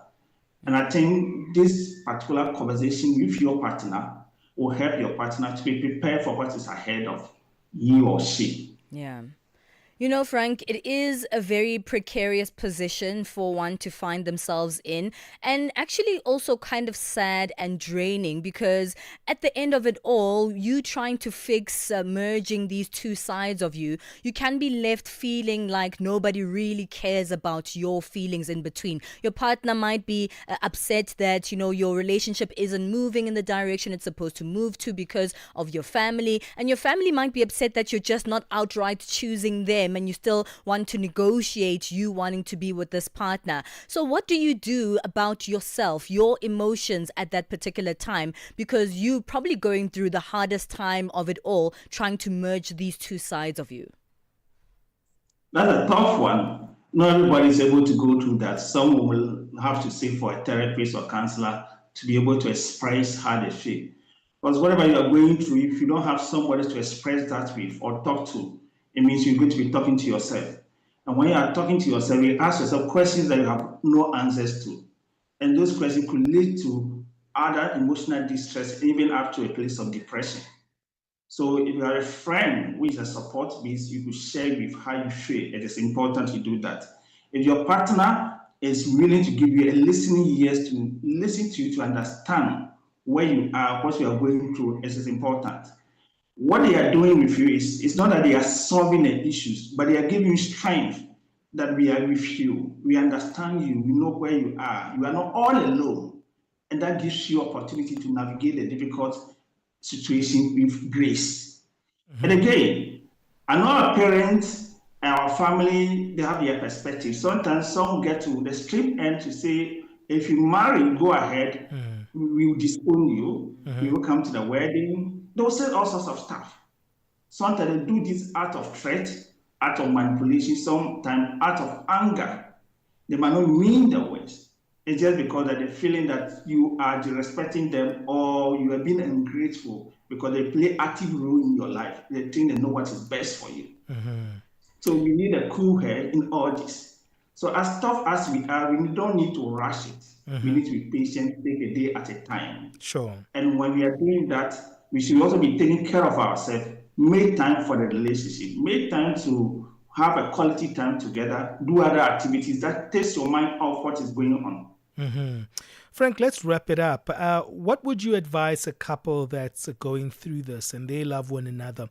What would be your one advice for them to keep it together despite this challenge? I would say challenges are part of our journey in life. Obstacles, these challenges, they grow us, they make us stronger. Yeah. If you believe you find a love, and this person you want to get married to, the person is your right life partner. These challenges are going to make you tougher, makes you understand that this is the right person. So what you need to do is hold hands stronger and then be able to unite through all these processes. Give yourself time, and besides giving yourself time, involve other people who are relevant. Sure. Be kind to your partner, your family. Be respectful to them. Give them opportunity to get to know you. At least the longest will take a year if you give yourself opportunity. All right, Frank, we have to leave it there. Where can we go to find you on social media? Do you have any platforms that are easy accessible to our listeners? Yes, please. On social media, on Facebook is Frank Edem Adofoli. On other social media platform is Councillor Adofoli. My website is counciloradofoli.com, and I work with the Marriage Consult Limited in Accra. Fantastic. Thank you so much. Thank you for joining us right here on Channel Africa. Have a good day. Thank you for having me. That's Frank Edem Adofoli, relationship counselor. What's your take on that one? Remember, we still have that WhatsApp number available to you. You can touch base with us anytime. It's +2763 406 9126. Standing by now is Musibudi Makura. She's going to give us our latest sports. Sports on Channel Africa. The African perspective. Thank you, Benjamin. A very good morning from the sports desk. Hugo Bruce, the head coach of the South African men's national football team, aims now to secure qualification for the 2026 FIFA World Cup as soon as possible next month, and says they are just now 3 points away from achieving that big dream. Bruce was speaking just after their hard-fought 1-0 draw against Nigeria in their 8th qualification match, which placed them top of the table, 6 points clear at the top of the table. Now, this was only Bafana Bafana's second draw of these qualifiers, the first having been against the Super Eagles away from home, and now Bruce wants to secure qualification as early as possible. And I think that the result is the right result.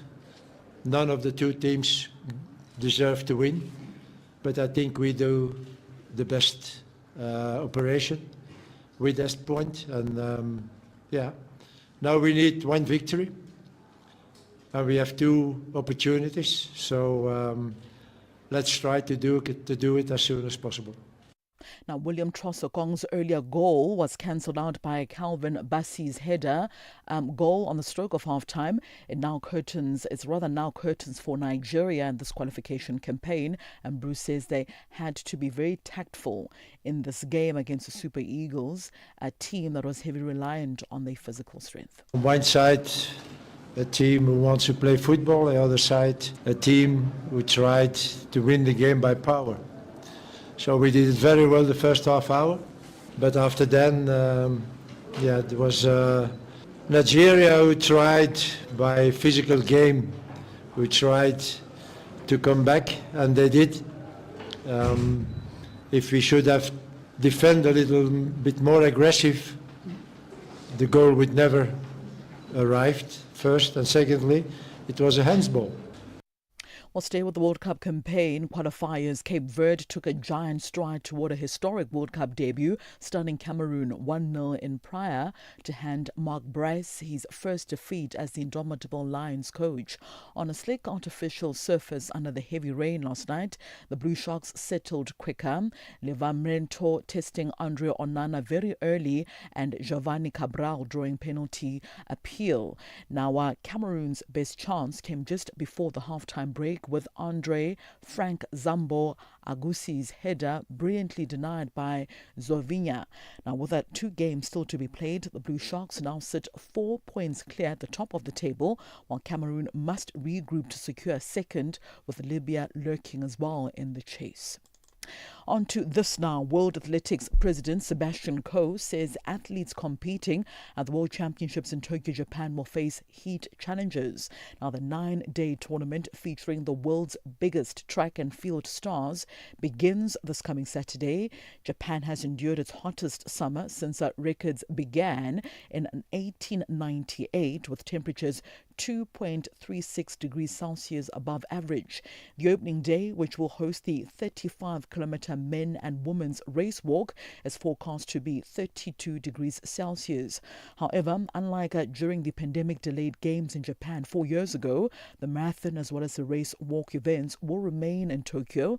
Back in 2021, both events were moved to the Kuda northern city of Sapporo due to heat concerns.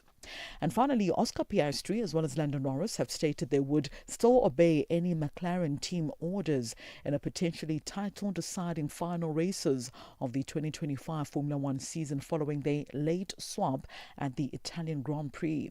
Norris was on course for second place behind race winner Max Verstappen at Monza, but a slow pit stop put him behind teammate Oscar Piastri, who undercut him. So McLaren's racing principles have been tested several times over the last 18 months, but they have now maintained a culture of the team coming first, which the drivers have now stuck to.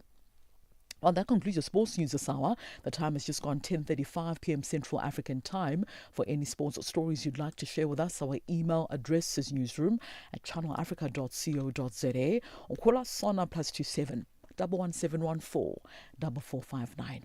I'm back with the final sports update for the morning in the next hour. For Channel Africa Sport, I am Musibudi Makura. Sports on Channel Africa. The African Perspective.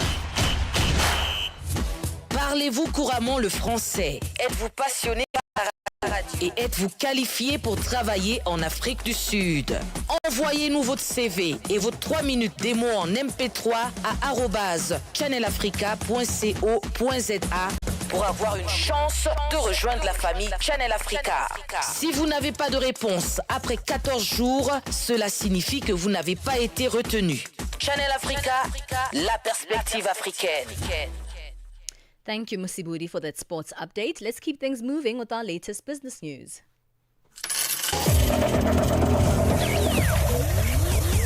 Business news on Channel Africa. The African Perspective. Thank you, Palesa. Good morning. The second day of the climate conference is underway in Addis Ababa, Ethiopia.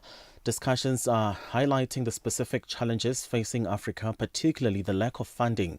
Prime Minister Abiy Ahmed proposed a plan to mobilize $50 billion annually to support 1,000 climate solutions across Africa by 2030.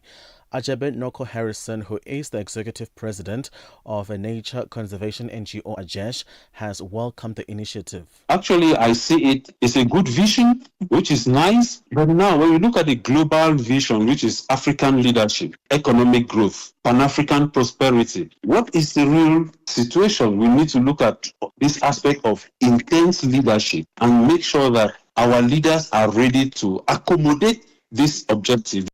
Malawi has announced plans to import about 200,000 metric tons of maize from neighboring countries to ensure the staple grain's consistent availability on the market during the coming lean season. 5.6 million Malawians are said to be in dire need of maize, which is the country's staple food crop.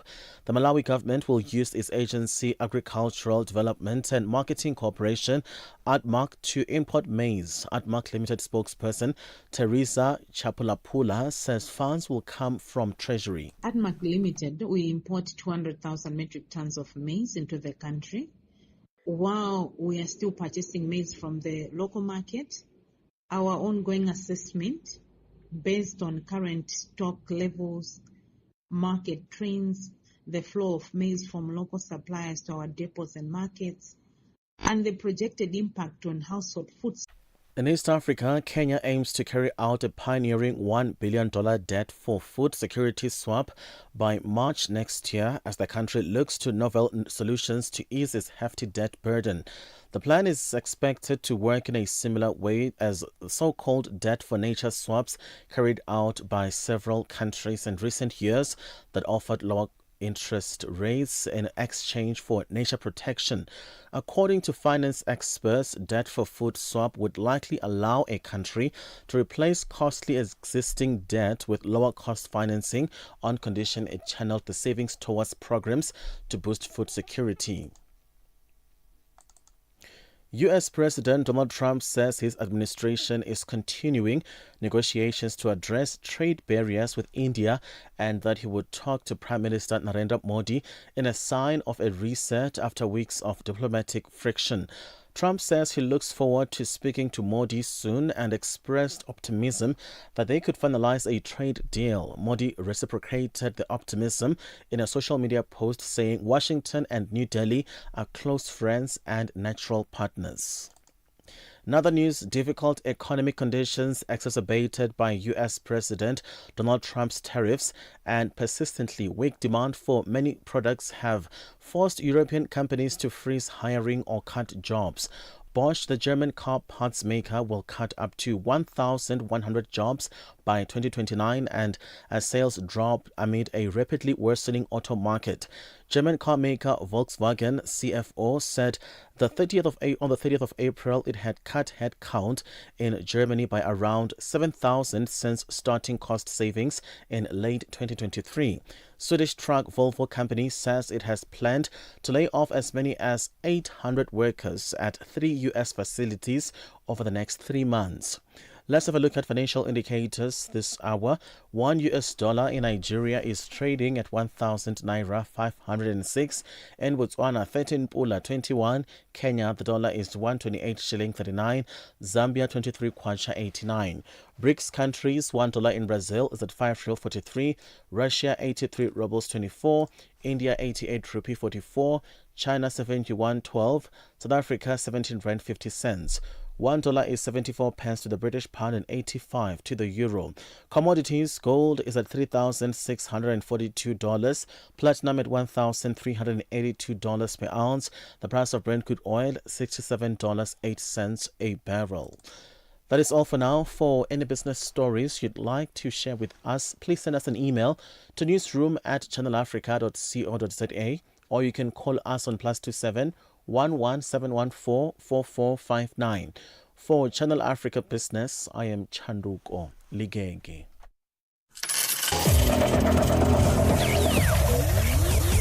Business news on Channel Africa. The African perspective. Mornings made better with Peter and Asanda On Rise and Shine, weekdays, 6 till 9. Former politician and diplomat, he's the leader of the Democratic Alliance Party at one stage and also served as South Africa's ambassador to Argentina, Uruguay and Paraguay. Ambassador Tony Leon, if you were party leader now and in the GNU, what would you be pushing for? I can speak with some direct experience because, as you might know, I was actually one of the negotiators of the GNU last year when it was formed. What I'd be pushing for is to hold the government or the president's feet to the fire on actually operationalizing the agreement that was implemented. Unfortunately, that agreement has been honored only in its breach. And I think, go back to basics and just say, okay, we're not going any further with this arrangement until we actually implement these steps. Mornings made better with Peter and Asanda on Rise and Shine. Step into the heart of the day on the move with Palesa and Benjamin.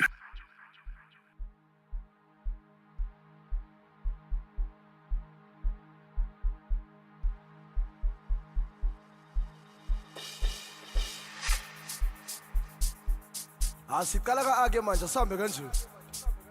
Awuzweke. Engathi abangizwanga kahle. Lapho yenze kahle lapho.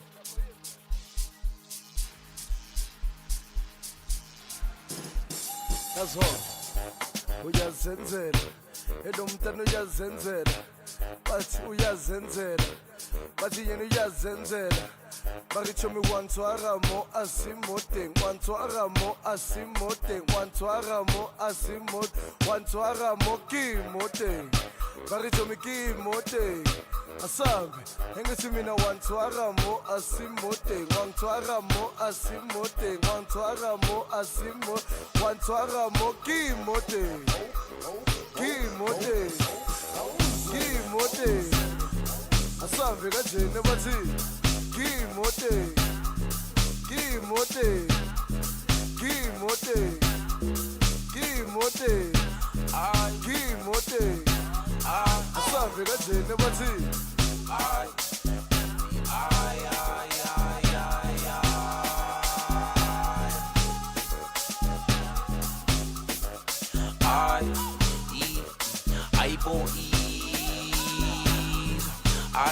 Indaba isuke iqala mongibamba ungithinta ungispina pine emoyeni iqala mawuthamba uyigcina uyijikisa le oneni mama kanti ubamba kanja kanti ubamba kanja kanti wena ubamba kanja hayi into iqala mongibamba ungithinta ungispina pine emoyeni iqala mawuthamba uyigcina uyijikisa le oneni mama kanti ubamba kanja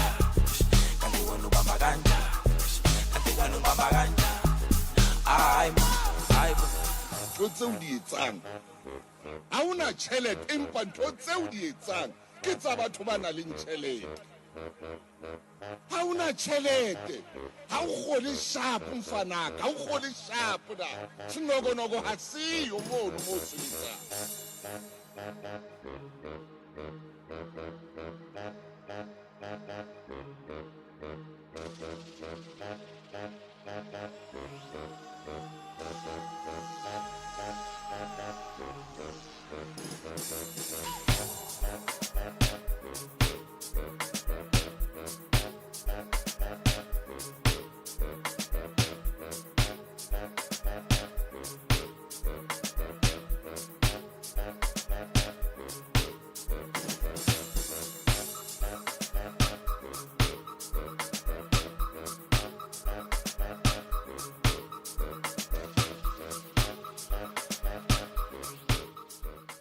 Hey, this is Uncle Waffles. Do you know the dance to this one, Benji? You always ask me these things and you know the answer.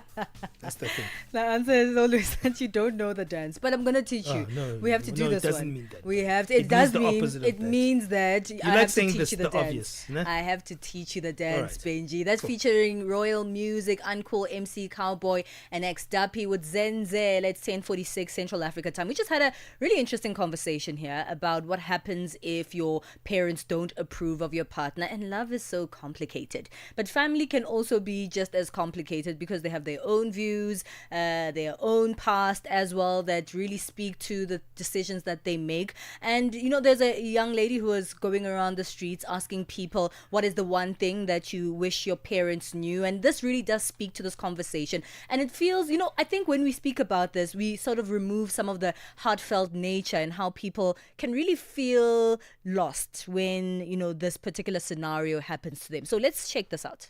Something you wish you could tell your parents that you actually can't tell them. I love this person, but my parents don't approve. It's been like kind of hard, and I just wish that I could just do whatever I wanted, but like their opinion matters to me more than I like wish it did. I wish I could just be like, I'm gonna just move out and do what I want. Why do you think their opinions, parents' opinions, has a grasp on their children sometimes? You know, they're the people that raised you, and as the child of a parent, you kind of like look up to your parents. You want that like love from them. You're afraid of doing something to, you know, take that away.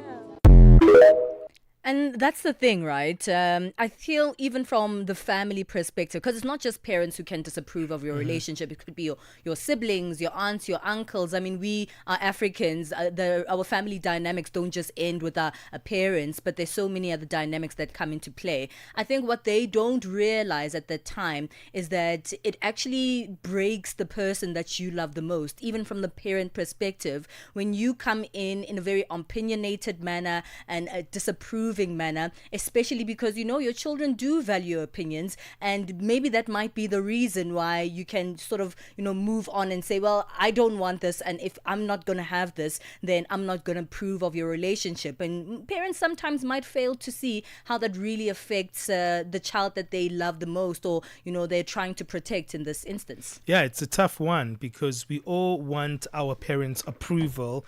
It's how we were built as human beings. A parent is someone that you hold high esteem and respect for, and when they disapprove of your relationship, it's basically saying, I disapprove of your decision. Yeah. As much as your decision is one that I have informed, I still don't think you're choosing the right thing.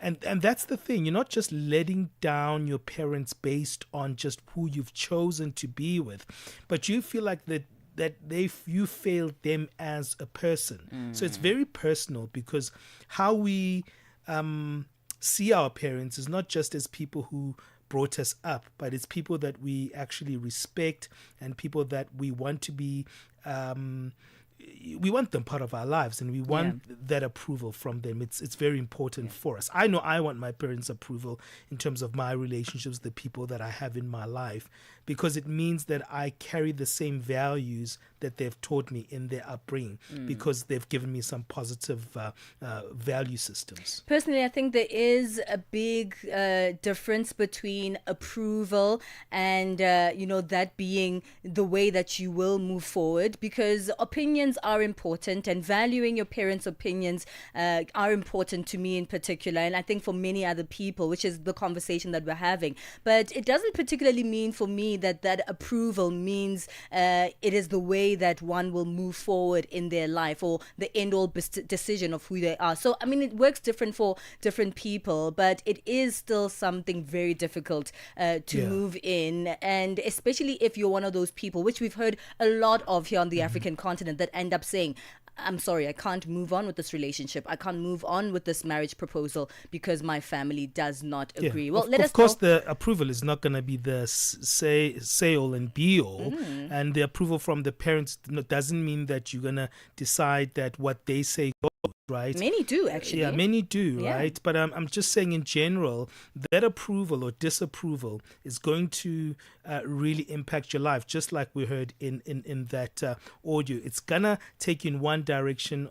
If they disapprove, it's going to take you in a different trajectory of your life if they do approve as well. 100%. Let us know what your thoughts on this one. We are on TikTok at Channel Africa 1. And of course, you can let us know if you've been through something like this. How did you deal with that? And if you were to go through something like this, is your parents' approval the end all and be all of your relationship decisions? Let us know at Channel Africa 1. This is On the Move.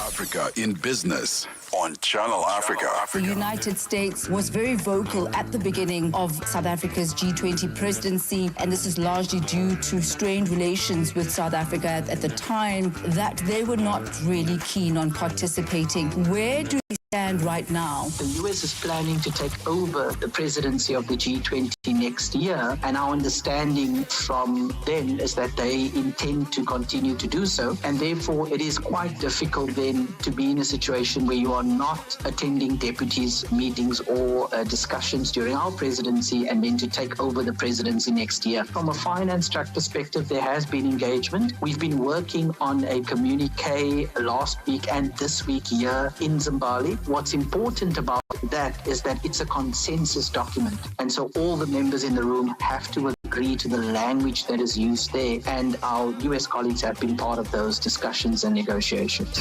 Bringing the African markets into your home. Channel Africa, the African perspective.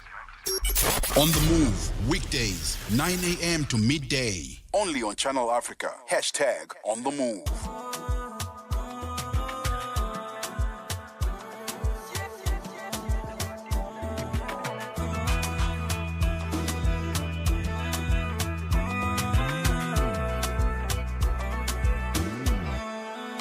Let me send you my home address.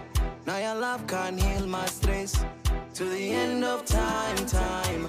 Will you stay by my side, girl? I need you in my lifeline. Let me hold you so tight. I gon' make you my wife, girl. I gon' make you my wife, girl. Give it to me, mama, mama. You drive me crazy, crazy, la la, la la. Inani fite tala, tala. Anye munganya woku chara, chara. Give it to me, mama, mama. You drive me crazy, crazy, la la, la la. Inani fite tala, tala. Anye munganya woku chara, chara. Baby, no more pretending, tendy. I just wanna see you bendy, bendy. Baby, no more pretending, tendy. I just wanna see you bendy, bendy. Baby, no more pretending, tendy. I just wanna see you bendy, bendy. Baby, no more pretending, tendy. I just wanna see you bendy, bendy. Come closer, oh my baby, wingora, wingora, nuriranza kuoza, pendufa mendoza, gayo bari rancho koza ukanyemeza, jenda gachutango toza uranoza, inana sinaeza, imifungo jenda pesa. Give it to me, mama, mama. You drive me crazy, crazy, la la, la la. Inani fite tala, tala. Anye munganya woku chara, chara. Give it to me, mama, mama.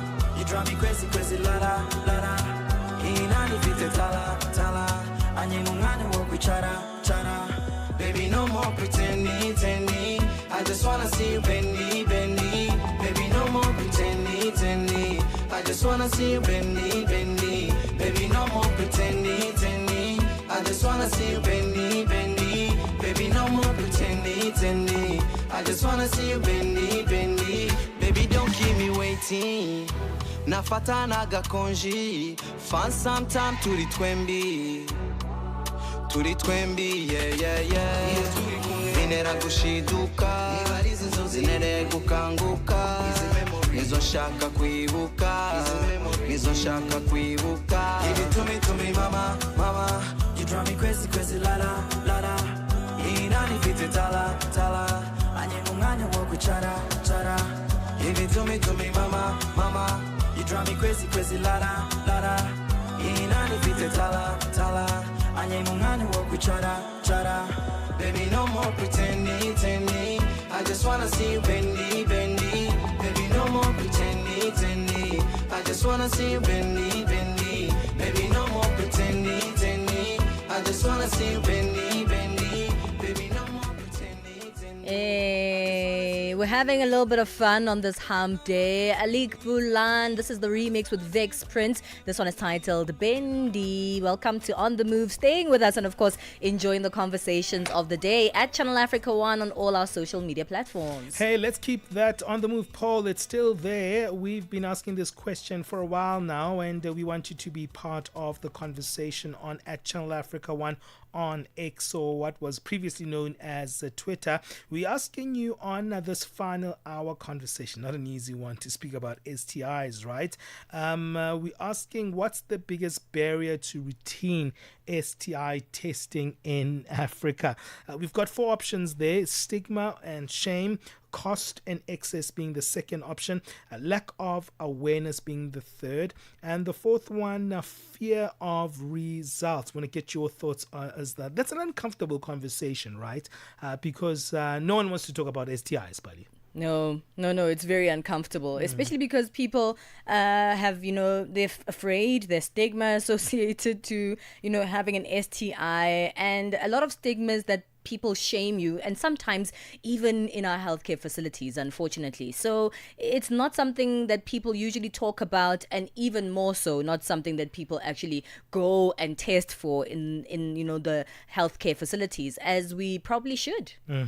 Well, we are looking at this because September 9 to the 15th is a Sexual Health Week, and we're asking the important question: when was the last time you got tested for an STI? Yes, that question is what we are asking. So we'll be speaking to our guest on that one and trying to see how do we better deal with this one. That's Dr. Anthony Ajayi, who is a research scientist at the African Population and Health Research Center. He always conducts fantastic conversations with us, and he's got the backdrop of research to help us understand what's happening here on the African continent. Well, well. Thank you for streaming us live, and I love that you're streaming us live as well. But we've got so many platforms that you can find us, and you can actually get Channel Africa content.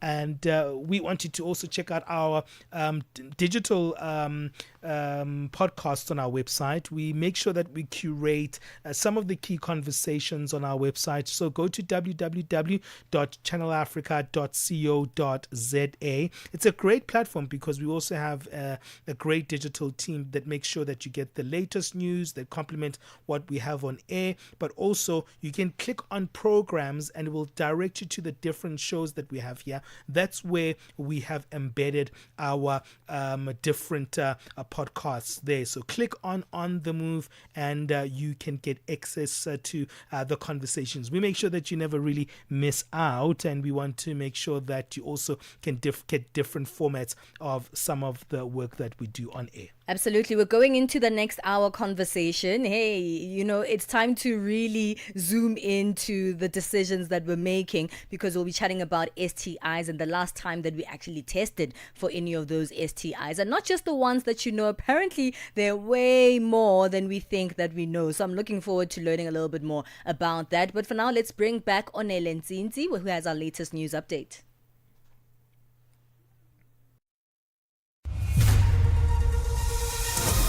SABC News. The African Perspective. Thank you, Palesa. Looking at your top stories. The SANDF members' killing blamed on the DRC, and the youth charter calls on young people across Africa and the diaspora to take the lead. The latest news. Greetings to our listeners.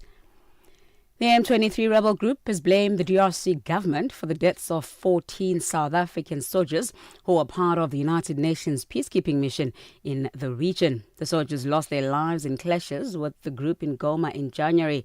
The group says the Congolese government lied about the situation in the country. The remarks come as the South African government faces criticism over the M23 presence in the country. Just months after the death of the soldiers, the group attended the Peace and Security Dialogue hosted by the Thabo Mbeki Foundation west of Johannesburg. M23 spokesperson Lawrence Kanyuka. What happened between us and South African soldiers is DRC politics. We went to lie to South African and tell them a different story. Because when South African came in DRC, they found out that these people we're fighting with, they are all brothers. They are not foreign as they told us they are foreign. This is just a politics of exclusion, a xenophobia that the DRC government implementing and spreading across. Kenya has been left in shock following the killing of a senior lawyer in a drive-by shooting on a busy street in the capital, Nairobi. A respected lawyer and former head of the political party's dispute tribunal, Matthew Kyalo Mbobu, was driving home on Tuesday evening when a gunman on a motorcycle pulled alongside his vehicle and opened fire. The Law Society of Kenya has expressed concern over threats faced by lawyers, adding that the killing had all markings of a premeditated assassination. The motive for the attack, which resembles a shocking killing of a lawyer earlier this year, is unknown. One of the chief negotiators for the 2006 Juba peace talks in Uganda has criticized the International Criminal Court's decision to try the country's wanted rebel leader Joseph Kony in absentia. The ICC is hearing war crime charges against the fugitive, who has been on its list since 2005. Kony is accused of spearheading a brutal reign of terror that killed and abducted tens of thousands of people. Dr. David Matsanga says this approach will not help the situation. It instead reopens old wounds. He says the ICC should focus on capturing Kony rather than trying him in absentia. Article 63 is very clear. Try the man when he's present there. ICC is the most obnoxious, stupid organization that nobody should listen to. ICC now is getting allowances. You are getting allowances. We Ugandans have moved on. Don't bring in Ugandans. No. Ugandans have healed. They have moved on. Now, you try a man. What is it going to help us? Touch the guy. Capture him. Bring him in the ICC to stand for his crimes. The South African Parliament's ad hoc committee set up to investigate allegations of threats to national security is meeting today to get a progress report in preparation for public hearings. The committee was established following allegations by the KwaZulu-Natal Police Commissioner Mkhwanazi of serious corruption in the criminal justice system. In its last meeting, the committee indicated that invitations were extended to Mkhwanazi, the National Police Commissioner Fani Masemula, Minister Senzo Mchunu, who is on special leave, the Deputy National Police Commissioner Shedrack Sibiya, Acting Police Minister Professor Fairoz Kachalia, and his two deputy ministers. Advocate Norman Arendt's senior counsel has been appointed to lead evidence, assisted by advocates Maria Makhoyeti and Lerato Zigalala. Lastly, as African and Caribbean leaders gather at the second Africa CARICOM Summit in Addis Ababa to discuss repatriatory justice for African and people of African descent, the Charter is calling on young people across the continent and the diaspora to take the lead in shaping a just and inclusive future. The founder and executive chair of the Youth Charter, Professor Geoff Thompson, explains. The most urgent issue is the restorative justice aspect of reparation, slavery reparation. It is a geopolitical issue. It is not going away. And I do think we need to come up with a tangible and realistic proposition. We know that the geopolitical debt that would be one of the key requirements of meeting that restorative ask will not happen. Recapping on your top stories, the M23 rebel group has blamed the DRC government for the deaths of 14 South African soldiers who were part of the United Nations peacekeeping mission in the region. Now, for any news stories you'd like to share with us, please send us an email to newsroom@channelafrica.co.za or call us +27 11 714 4459. Channel Africa News, I'm Onele Tsinzi. SABC News. The African Perspective.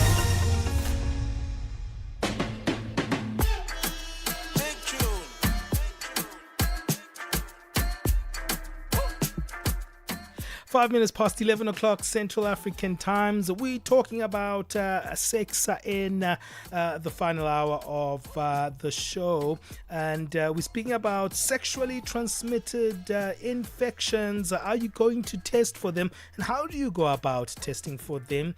Do we have enough facilities with practitioners in our different communities here in Africa to even deal with this? I mean, when you look at the number, you're like, no, man. It can't be possible that there can be so many STIs. Where do I start now even testing for each and every one of them? According to the World Health Organization, there are over 1 million STIs, and those apparently worldwide are contracted every single day. That's startling. That's a lot. And even so, I feel like there isn't enough conversations about STI STI testing, especially outside the HIV landscape, which is growing quite well here on the African continent. I mean, we know that we've gone through harrowing pandemics of HIV and AIDS on the continent, and it's still a big conversation because our numbers still aren't down. I mean, South Africa still has some of the highest number of HIV infections across the world. So usually when we think about STIs, those who do test regularly will test for HIV. But what about everything else? And what can the repercussions be actually to our health if we don't regularly test for STIs? So we're going to be looking deeper into this in this hour of the show. All right, Dr. Anthony Ajayi, a friend of the show, is going to join us for that one. He's a research scientist at the African Population and Health Research Center, joining us all the way from Kenya. Stay with us right here on Channel Africa. Sit down on it, fine girl. Sit down on it. Every other day, just sit down on it. Top, yeah. Tell me, baby girl, how you do? Oh? Baby, tell me, make I know how you do. Oh? Baby, tell me how much I could pay. Oh? I will go fly, go anywhere for holiday. Oh? This love, now I Angolo. This love, now one tick, yo. They could play like with the movie, oh. They can play where you go, they play mommy, oh. Mommy, oh, mommy, oh, mommy, oh. Girl, now me go, they play daddy, oh. Girl, if you be baby, I be nanny, oh. See how she fine like a banyo, yeah. Show my kalangolo, oh. Why, show my to roll it, oh. Baby, make a day where you dey, oh. Come make I show you special loving. Show my galangolo, oh. What, show my what to roll it, oh. Baby, make a day where you day, oh. Come make I show you special loving. Anywhere you day, I go there, oh. Long as I day with my baby, oh. Waiting them don't know, them go hate too. Kiss me, baby, make them vex you. Carry the matter for their head, you. Kiss me, baby, make I rest you. Nobody do me like you do. Kiss me, baby, make them vex you. This love, now Walangolo. This love, now one ting yo. This love, now Walangolo. This love, now one ting yo. Baby girl, I love you, sit down on it. Baby girl, come run up on it. I know you love this beat, sweet melanin. Oh, Ghana, you could be my sweet senorita. American girl, come wine up for me. My Jamaican girls, come wine up for me. My Jota girls, come wine up for me. My Caribbean girls, come bust up for me. Yo, show my galangolo, oh. Why, show my what to roll it, oh. Baby, make a day where you day, oh. Come make a show you special loving. London boy, come give it to me on my lips. All right, man, that's DJ Spinall featuring Wizkid and Tiwa Savage. That one is talking about this love. Well, you know, this love can end if you find out that your partner has an STI. Okay, we're going to be talking about STI on a serious level. Are we getting tested for it, and why not? And what are the stigmas around sexual transmitted infections? That's coming up after our break. Africa, voici Abedi. Oui, c'est moi. Abedi est un passionné de musique dans l'âme. Il a un goût pour toutes sortes de musique et passe ses journées à écouter Channel Africa. J'aime beaucoup la musique africaine. Ok. Devinez quoi? Channel Africa veut aider Abedi et les mélomanes du monde entier à découvrir encore plus de musique incroyable. C'est pourquoi Channel Africa appelle les artistes africains à soumettre leur musique. Chers artistes, n'oubliez pas de nous fournir toutes vos informations pertinentes à l'email adresse musique@channelafrica.co.za. Les soumissions sont votre chance d'être entendues, mais elles ne garantissent pas une playlist.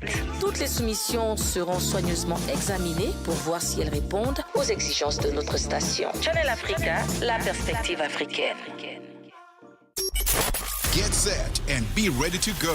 On the move with Palesa and Benjamin Moshatama. Hey, it's time for our Live Well feature. From the 9th to the 15th is a Sexual Health Week, and we're asking the important question today. When was the last time you tested for an STI? In fact, the more appropriate question is, have you ever tested for an STI? Because there's so many of them. According to the World Health Organization, over 1 million STIs are contracted every single day, most of them silently. While on the African continent, STIs remain a significant public health concern, yet the conversation mainly is shrouded in stigma, silence, and shame. We break down essential reasons why STI testing should be a routine part of our self-care, whether or not we notice any symptoms. That's the tricky part, right? Dr. Anthony Ajay is joining us back. Dr. Ajay is a friend of the show, a research scientist at the African Population and Health Research Center. Doctor, welcome back. How's Kenya today? Thank you for having me. Kenya is warm. We just passed through the winter period, so the weather is really good. Thank goodness. We feel the same way here in Joburg. The sun is out and that winter is gone. So we are in the same zone, right? All right, let's talk about STIs. I feel with stuff like this, you always have to define it because that's where we kind of set a good foundation, Doctor. Help us define these STIs. Yeah, sexually transmitted diseases, are quite common. As you indicated in the statistics, over 1 million STIs are contracted on a daily basis. So what are sexually transmitted diseases? I guess the popular one is HIV, but there are other ones like chlamydia, gonorrhea, just to mention a few.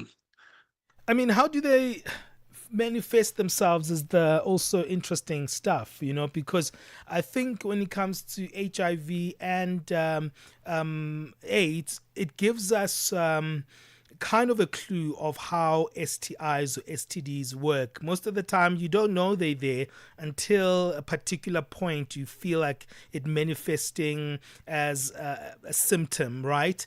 So how do you know that you need to have an STI test? Or maybe the real question is that you'll never know. No, I mean, STI manifests differently, from a man to a woman. Some are symptomatic, which is really why it's important to test, because some do not just show any signs. Maybe even HPV, for example, some can carry it and be able to transmit it without actually having any signs and symptoms. But of course, for some, there are symptoms of STIs that one may experience, which include itching. Again, itching might not mean you have an STI, but maybe it's important to test. Yes. You could have some physical signs, redness, or even discharge that smells that smells horribly compared to the normal the smell you notice. So those are examples of symptoms that might keep you worried. But also it's important that when you're with a new partner that you test, irrespective of whether you do not have STI or the partner do not have any physical symptoms, it's still important that you carry out a test. Yeah. Just to be sure, because some are symptomatic, as I did mention. One of the biggest issues with this conversation, Dr. Ajay, is that, yes, I guess we know that we have to test, but many of us don't know what we have to test for. And outside of HIV and maybe some of those that we've heard more commonly in the grapevine, like gonorrhea or syphilis, I feel like many people don't actually know the variety of STIs that exist. What are some of the most, I don't want to say popular, but those that people are more likely to have even throughout your lifetime? And maybe we should know and start naming these STIs before we even go into testing, because we were speaking about something that many people don't even know how to name or don't know what they are. Yes. There are quite a number of STIs that are not as popular, but they are common. Chlamydia, for example, it's a common STI. In fact, I was looking at a study this morning that shows that the prevalence of chlamydia could be as high as 7%. It's even more common than gonorrhea, for example. Wow.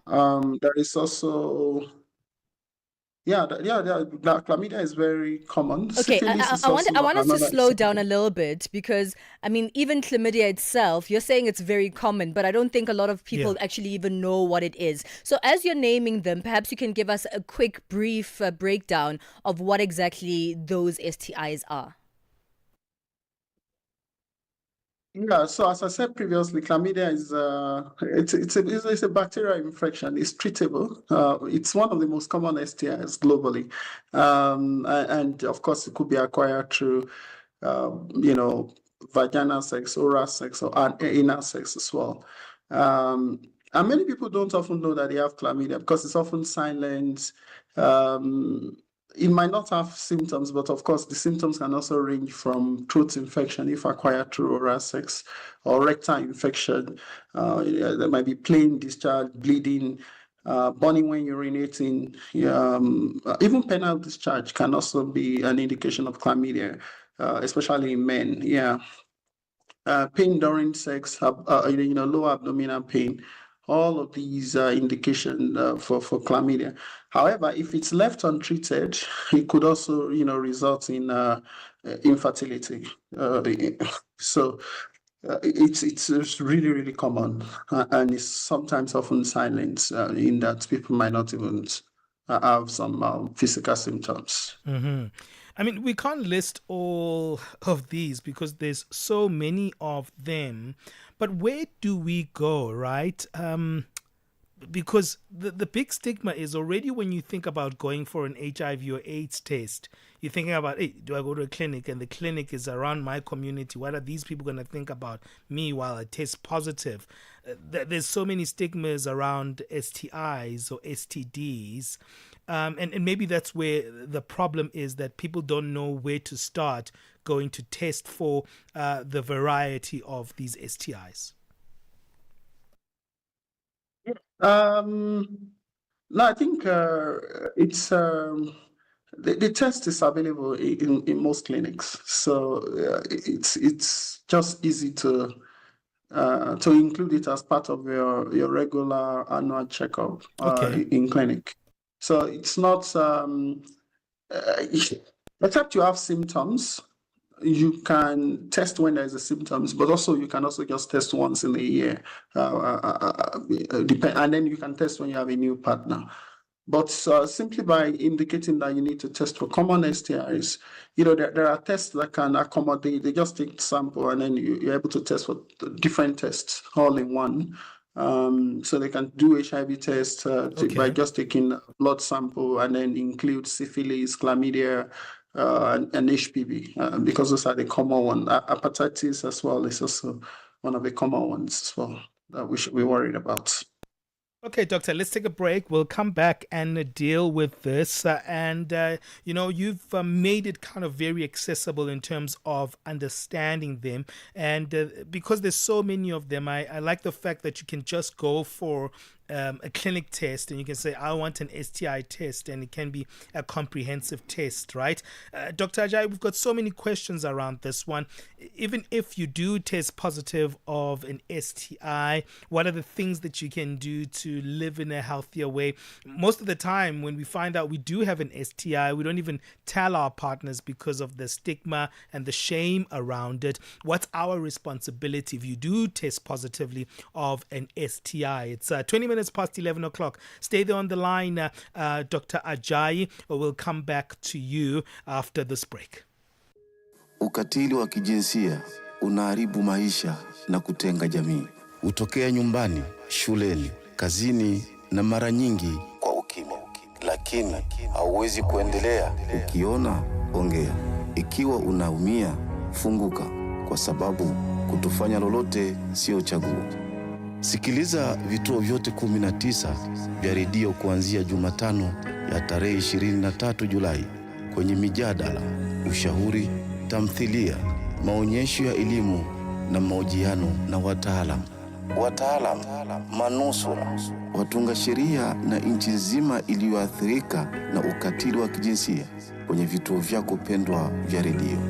Piga simu 0800 428 ili kuripoti unyanyasaji au kupata msaada. GBV nawe. Ujumbe huu umeletwa kwenu na shirika la SABC. Call us on +27 63 406 9126 and contribute to the conversation.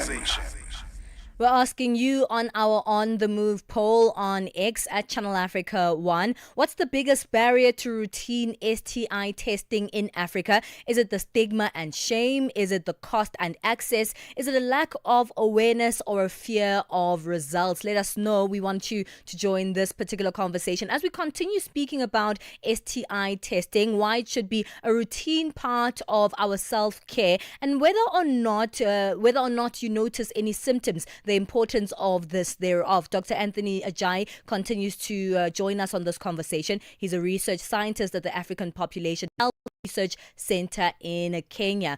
Dr. Ajayi, let's speak a little bit about the stigma, because it's not just about the health cases of STIs, whether or not you can just present at any clinic and get an STI test. Sounds easy enough, but what isn't easy is what's really holding us back, and that's the stigma of STIs. The biggest being that if you present with an STI, you have shameful sexual behavior and you're not a good person, and you are not deserving of good things or maybe even love like most people are. These emotional barriers are holding back the health barriers of STI testing, aren't they? Well, that is true. Aside from maybe cost, I think the biggest barrier to accessing the STI test is stigma, as you rightly put it. And the stigma is actually as a result of people blaming someone for contracting STI. They typically, will label such person as promiscuous, whereas that's not the case. STIs you can contract STI whether you are promiscuous or not. It's not exclusive for only people that are promiscuous. That's certainly not the case. And we need to destigmatize it because in a way we do not blame people for having diabetes, for example. So it's easy to say, oh, I want to have my blood pressure checked, and if you have high blood pressure, people don't blame you for having high blood pressure, for example. So I don't see why people should be blamed for having contracted a sexually transmitted infection. As you know, you might do everything right and still contract STI. It doesn't mean that you are dirty or that you are promiscuous or sleeping around at all. Could you clarify that, Dr. Ajayi, because you don't want people thinking that that their partners are sleeping around, or maybe even the fact that they are not sleeping around. So I think we've skipped that step of how you actually contract STIs. Yeah, I mean, STIs are common, as we did mention earlier at the beginning of the show. That it's really common, and these things are highly transmissible through oral sex, for example, through vaginal sex, anal sex.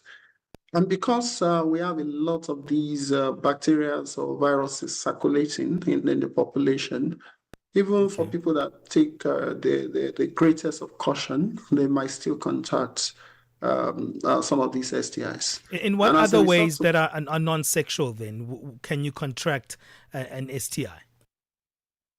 Blood transfusion, for example, is one of the ways, although most hospitals now take great care in screening the blood before they transfuse it to others. But of course, if you have contact with another person's blood, whether it's through sex or not, you can contract an STI. So although those are ways that people may contract STI, but not the common ways. Of course, most of these STIs are still contracted through sex, for example, whether it's oral sex or anal or vaginal sex. But the reality is, it's possible that you contract it if you exchange bodily fluids or blood with another person that is a carrier. There is something that is quite dangerous that could be an effect of not, doing these regular testing that we're speaking about. And that is STIs that are dormant. I think many of us obviously walk around thinking, it couldn't be me. I probably don't have an STI, which also is another barrier from people wanting to go test, because no, I'm fine. I've been fine all my life. So there's nothing wrong. Even when we come across new partners and we have that conversation, which doesn't usually happen, but when it does, it's like, no, don't worry, I'm fine, I don't have anything. How dangerous is a dormant STI in our bodies? Dormant STI might, for someone that is a carrier but do not have symptoms, they might not be sick, so they might just be fine.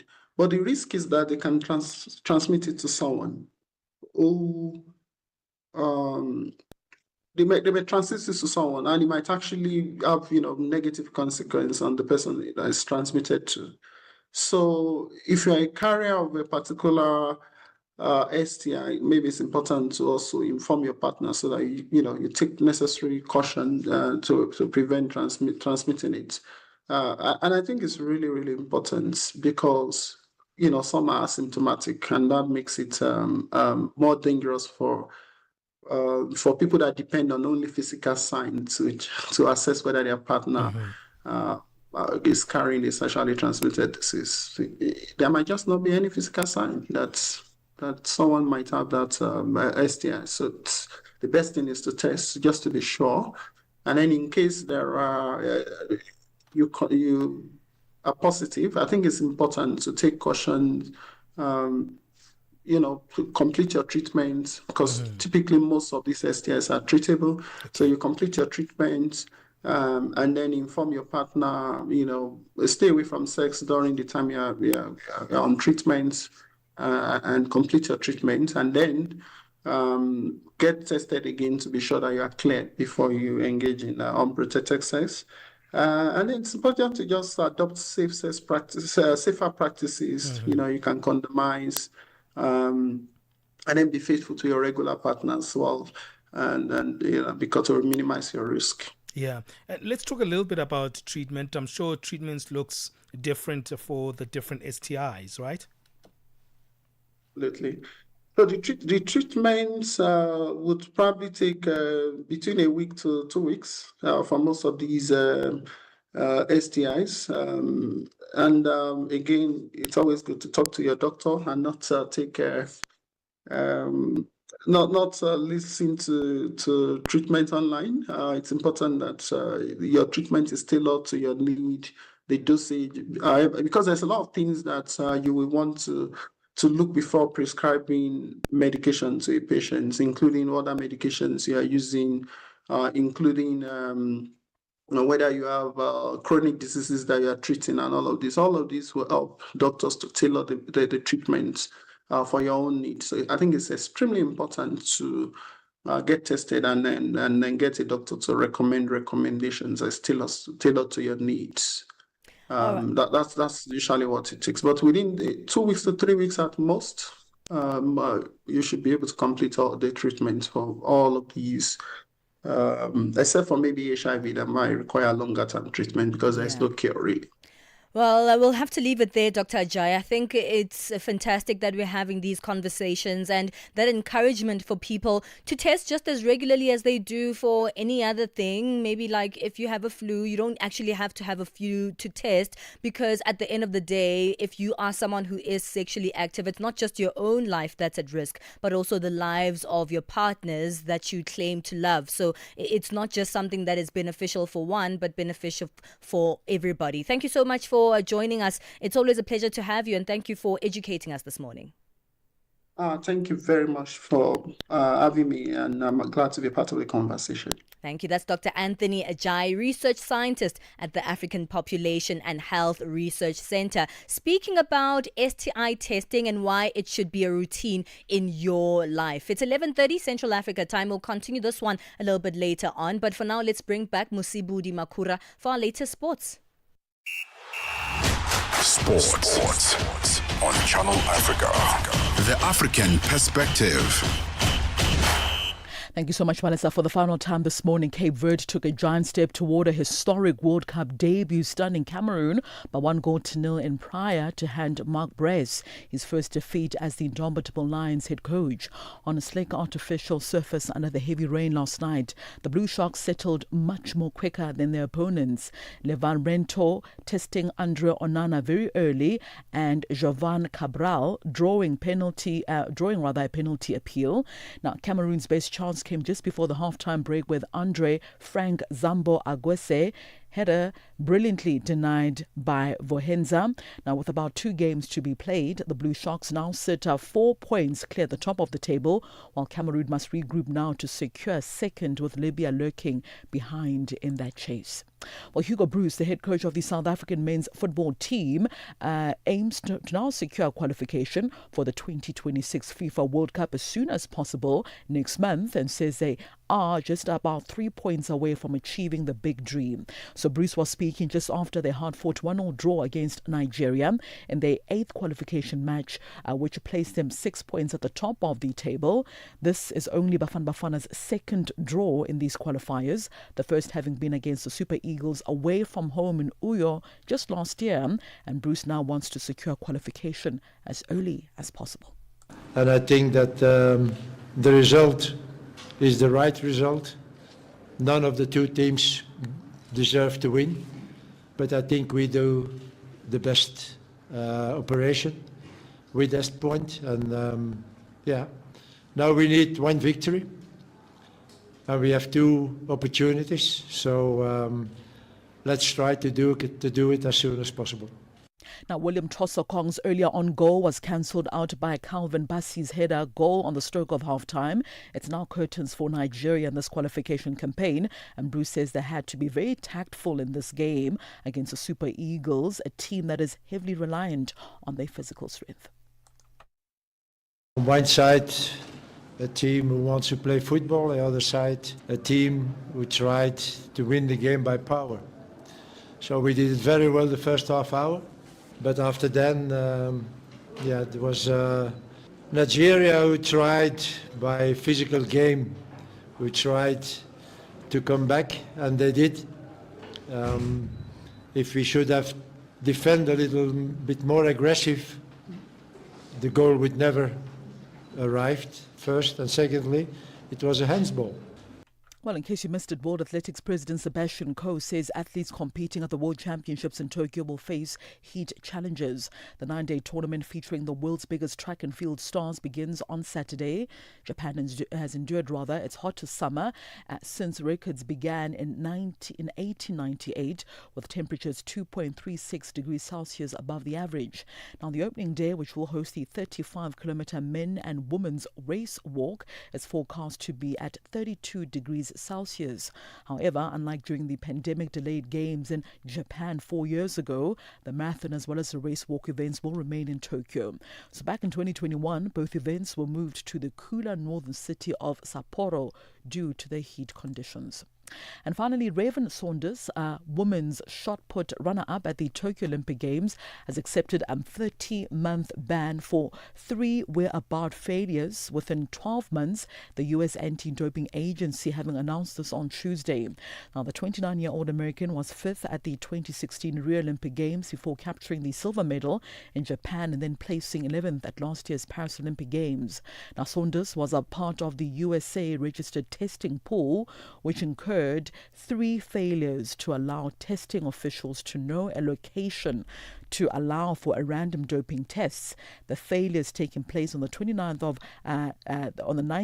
of April 2024, the 17th of May 2024, and then on the 26th of December 2024. The period of ineligibility for first whereabouts rule violations ranges from 1 to 2 years, but this was the second rule violation for Saunders, and the Athletics Committee determined a 30-month period of ineligibility was then appropriate for the athlete. Now, Saunders served an 18-month ban for 3 whereabout failures from the 22nd of October 2022 to the 22nd of February 2024. The latest 30-month ban began on the 26th of December 2024, and Saunders was disqualified from all competitive results since then. Well, that concludes your morning sports news right here on Channel Africa. For any sports stories you'd like to share with us, don't forget to send us an email to newsroom@channelafrica.co.za or give us a call +27 11714 459. For Channel Africa Sport, I am Musibudi Makura. Sports on Channel Africa. The African perspective. Got something to say? Are you passionate about issues that matter? Do you have a voice that deserves to be heard? Well, we've got the perfect platform for you. Call in or drop us a WhatsApp on +27 63 406 9126. And we will call you back. So you could have your say and be part of the conversation. 30 years of age. I just turned 30 on the 15th of November. So that's who I am, It's not just talk. It's your chance to air your views. Share your opinion. Engage with a community that values your perspective. Follow us on our social media. Visit our website at www.channelafrica.co.za and get ready to share your views on Channel Africa, the African perspective. All right, thank you so much, Musi Budi. Let's move on right now and get our latest business news. Chanduko Ligeke joins us. Business news on Channel Africa, the African perspective. Thank you, Benjamin. Good morning. As the second Africa Climate Summit in Addis Ababa, Ethiopia, enters its final day today, Discussions are highlighting the specific challenges facing the continent, particularly the lack of funding. Prime Minister Abiy Ahmed proposed a plan to mobilize $50 billion annually to support 1,000 climate solutions across Africa by 2030. Ajebe Noko Harrison, who is the executive president of a nature conservation NGO, Ajesh, has welcomed the initiative. Actually, I see it is a good vision, which is nice. But now, when you look at the global vision, which is African leadership, economic growth, Pan-African prosperity, what is the real situation? We need to look at this aspect of intense leadership and make sure that our leaders are ready to accommodate this objective. Smart technology and artificial intelligence have taken center stage at one of the largest agricultural exhibitions in South Africa at Bredasdorp, east of Cape Town.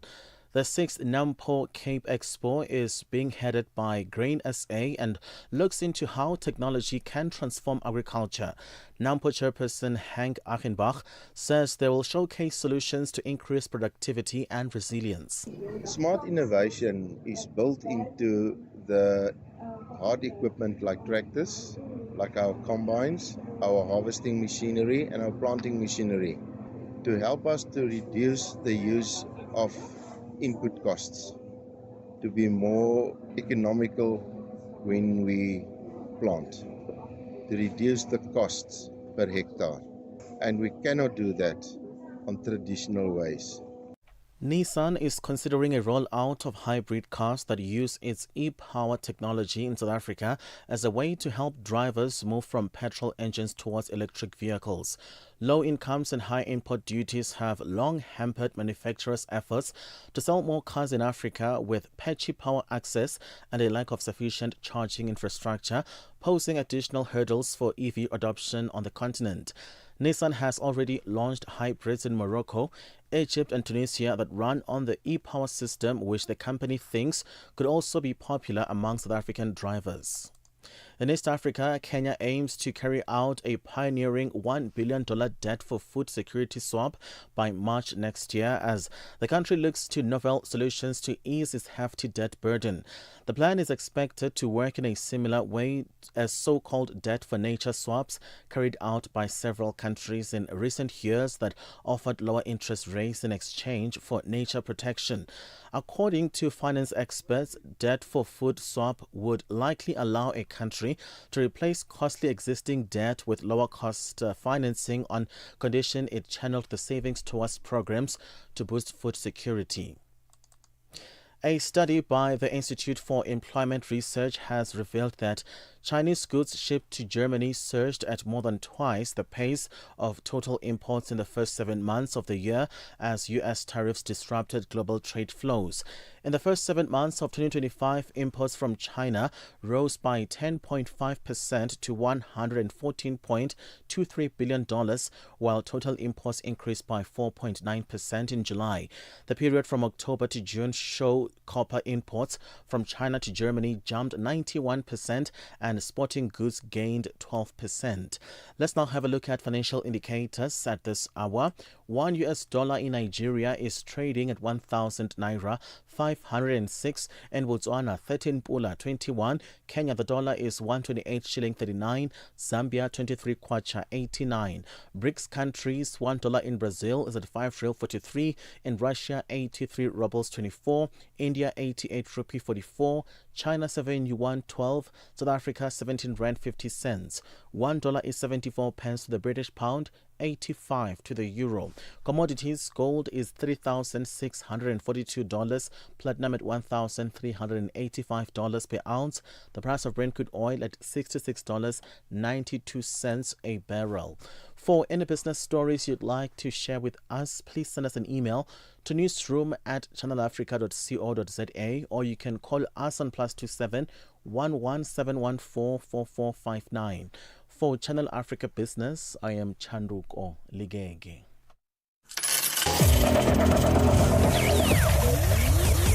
Business news on Channel Africa. The African perspective. A whole boy matey. Captain here to help, right, boys? Set sail with us on a digital voyage like no other. Channel Africa has a treasure trove of awesomeness. That is our website and social media pages. Tell me, why are you here? We want you to be part of our adventure. The winds are changing, Captain.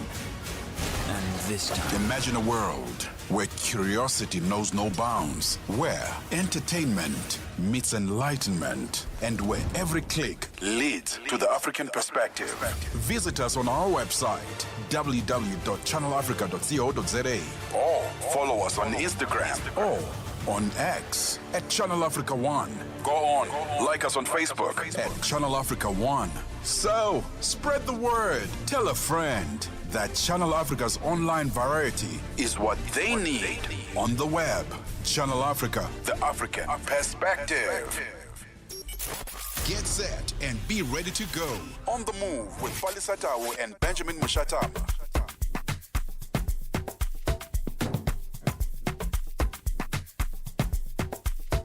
Eternal Africa.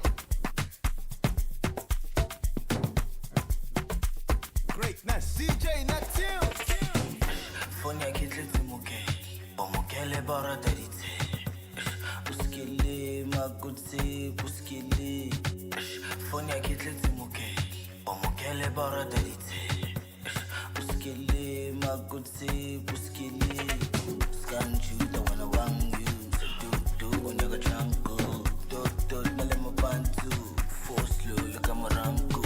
Tashonila, kasta sera ikuzwa, outside la litoga ituba, isi la fuga. Ngoto bafe, no ma get so come my love. Body on che. I thought no ma ide pepe de ma. Don't eat ma do, casting go be. Apato pepe pe jawa ma she. I don't wanna hear shit. I don't wanna hear say you did with another man. The way your body do it, I know you like that because you with another man. I don't wanna hear shit. I don't wanna hear say you did with another man. The way your body do it, I know I don't wanna see you with nobody. Don't wanna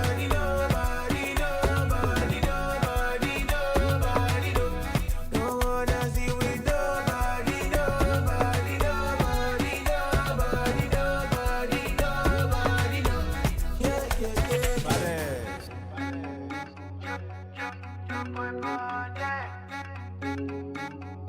DJ Natil.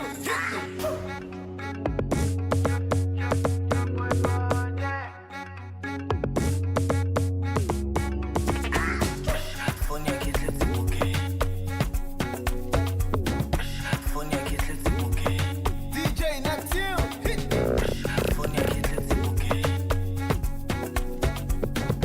Fonya kitleti muke. Baby, this your body, no be yeah. I tell you, say you fine, you know they care. Me, I know me dundee. I see you with the soji. Anyway, me, I know go get. Not only you, I the one I swear. So don't waste time, baby, my rose. Ooh yeah, 'cause if you I want, if you are the one, I go prove my love. I go risk it all. I don't wanna hear say, I don't wanna hear say you there with another man. The way your body rotate, I know you like that because you with another man. I don't wanna hear say, I don't wanna hear say you there with another man. The way your body rotate, I know I don't wanna see you with nobody. Don't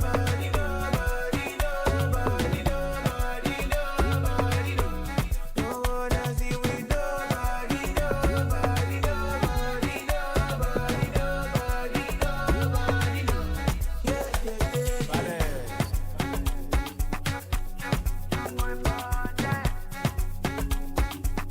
DJ Natil.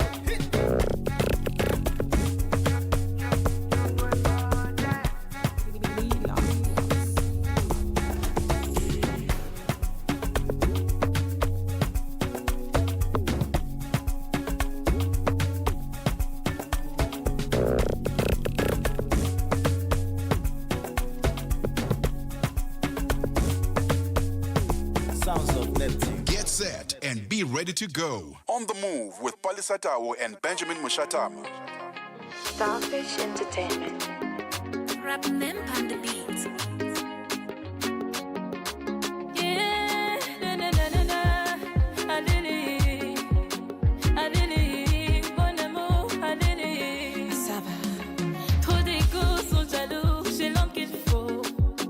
They just wouldn't know, baby, I love you so. Cause when I fall down, my love, you lift me up. Baby, you're the love of my life, oh. Didi siga jamais. Je peux mourir pour toi, Didi siga jamais. Allez, mon amour, allez. Que quoi qu'il arrive, tu resteras mon bébé. Mon bébé, bébé, bébé. Que quoi qu'il arrive, tu resteras mon bébé. Mon bébé, bébé, bébé. Ils ont voulu nous séparer, chercher à nous garder. Oh, les sorciers, laissez-nous respirer. You et des talk, pari, paro, para, pare. Stop, cause my baby did for me. Il essaiera jamais. Je peux mourir pour toi. Il essaiera jamais. Allez, mon amour, allez. Allez.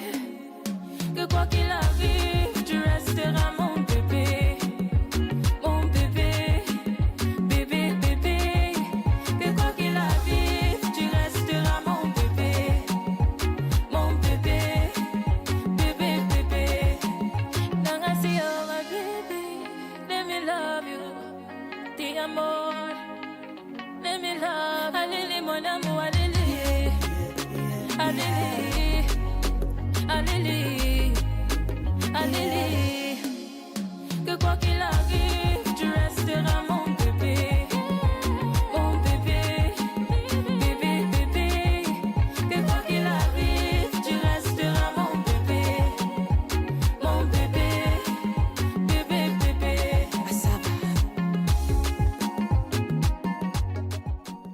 Hey, mon baby, Asaba coming through on this one. Uchu. It's the Hump Day special. This is On the Move, and of course, we're having a good time. Before that, gave you Nobody, DJ Neptune, Joe Boy, Mr. Easy, and Focalistic. A beautiful intercontinental collaboration there. Don't forget that our On the Move poll is still up and running. You only have a few more minutes to participate on the poll, so run over there to our X handle at Channel Africa 1 so you can take part in it. It's a very important conversation indeed. We're saying, what are the biggest barriers to routine STI testing in Africa? Is it stigma and shame, cost and access, lack of awareness of fear, or fear of results? So far, the majority of you, that 67%, are saying it's cost and access, and 33% are saying it's a lack of awareness. So if you haven't given your side of this particular poll and you haven't participated, do that quickly before we wrap up. Hey man, we're about to wrap up, and later Lulu Boo. Remember, from midday Central African time until 1 o'clock, you get the Africa update. We've got correspondents in different parts of the continent and the world. We've got an English desk team with great journalists that are making sure that we give you a fact-checked stories of what's happening here in Africa. So Lulu will come in and let us know what's coming up on her show. Zilipendwa na Abedi Jean de la Croix. Wewe ni mjasiriamali unajihusisha na biashara ya kuuza dawa. Jaribu kutuambia kwanza, kwa nini ulianzisha biashara hiyo? Tutasema kwamba maisha ya kila siku ni kwamba mtu anapashwa kuwa na maisha ya kuweza kujitegemea. Usitegemee kuajiriwa, lakini utegemee kujiajiri, na baadaye utaweza ukaajiri wengine. Na hiyo ilinipa msukumo mkubwa kwa kuweza kujiajiri na kampuni hii kwa ajili ya kuweza kuwasaidia wale ambao wanahangaika zaidi. Unauza aina gani? Nasema ni dawa, lakini kwetu sisi tunaita kama vile ni pipi, ambayo ni virutubisho ambavyo vinakwenda kusaidia kwa wale ambao wanatatizwa na aina tofauti ya magonjwa. Virutubisho hivyo sasa vinatibu magonjwa gani? Virutubisho hivi vinatunza magonjwa kama vile ya kisukari, shinikizo la damu. Zilipendwa kila Jumamosi kuanzia saa 12 kamili majira ya Afrika ya Kati hadi saa 1 kamili majira ya Afrika ya Kati. Hashtag on the move and connect with us. Tell umoya kubantwana bakho njengokuba wenzile nakimi onomono akayeka wanamoya akayeka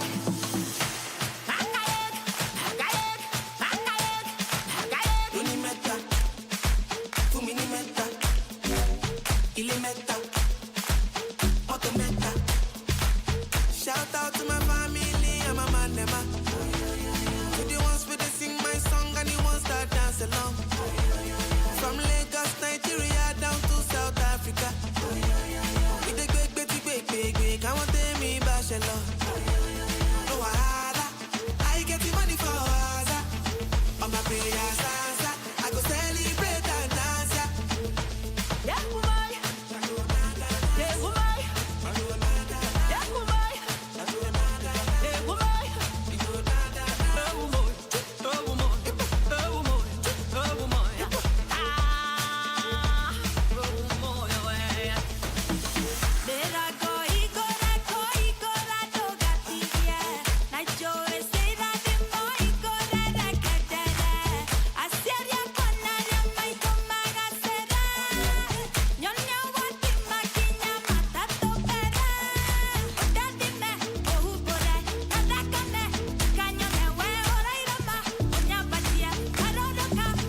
Can't believe this my life, I've been blessed.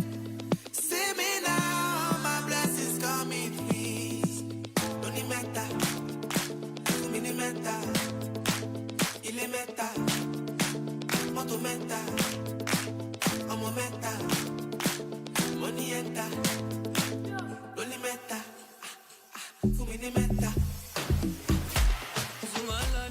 All right, man. We actually launched this single in studio. Nomnebo Zikote was with us to launch Meta with Sophia Nzau and Fireboy DML. Hey, man, if you want to get the latest in the music scene, join us on a Friday. It's always fun here on The Move. We give you the latest music right here on the African continent. But we have to get out of here. We've got Lulu Gabu, who's going to let us know what's happening on the Africa update from midday to 1 o'clock Central African time. Well, hello. Hey. Morning. It is. It's Wednesday today, right? It's hump Wednesday. day. Hump day. Hey, Happy got hump. it. Now I Benji, know. now you I'm know. in with You're the people. Right? Yes. Okay. So today we're going to be speaking to political and economic analyst from Malawi. That's Dr. George Chaima. With Malawi approaching general elections, literally in a couple of days, on the 16th of September. Mm-hmm. Lingering concerns from the 2019 presidential election, dubbed the Tipex election. They continue to Imagine cast a having an shadow. election called Tipex election. as in That means erased you are Tipexing off crosses. Yes, you're Imagine. erasing everything that's there. Yeah, Africa, ne? Yeah, no, it is Africa. A beautiful continent, isn't it? But with its complexities. Let's Yeah, just keep so- it to complexities. Yeah, so Dr. Chaima will unpack for us exactly what this means and what they're hoping will come out from these elections, and just what the people on the ground are saying, because the citizens at the end of the day are the ones who choose, and hopefully those choices are kept. And then we're also going to be speaking to Anthony van Nieuwerkerk, who is a professor of international and diplomacy studies at the Thabo Mbeki African School of Public and International Affairs. South Africa's government facing sharp criticism after representatives of a sanctioned M23 rebel group attended a peace and security dialogue in the country, in South Africa. And now this is without proper vetting. So the questions, remember I touched on it the other day, I think it was Sure. on Monday, and now it is coming out. And what will happen now going forward, we're not sure. So it just puts a spotlight on relations now between the DRC, M23, and the DRC government not happy about this happening. And the Thabo Mbeki Foundation And the Thabo in the Mbeki mix Foundation and the South African government, because something has to be done. The people have to account. So all that and more coming up in Africa Update. All right, from midday Central African time, stay with us right here with the Lulu Gabu, giving you the latest news on the African continent. We're getting out of here. Goodbye, everyone. God bless. Yeah, have yourself a fantastic day. We'll leave you with this one. This is Asake with Organize. Bye, Africa.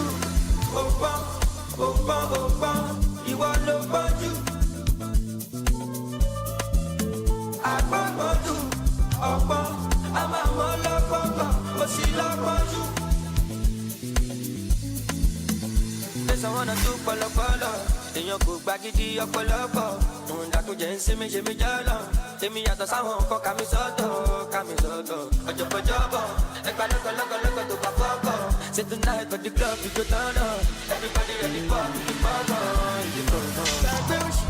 I want the carny push. I no go let anyone control.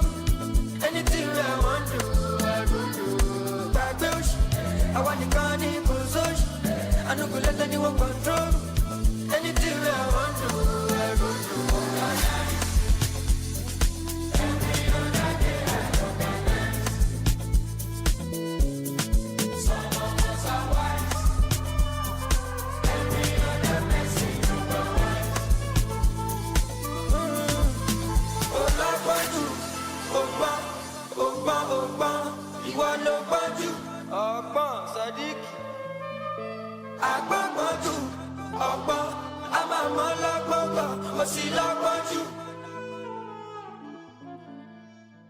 Channel Africa and you have got something in common. The thirst for knowledge. Get set and be ready to go. On the move with Palesa and Benjamin Moshatama.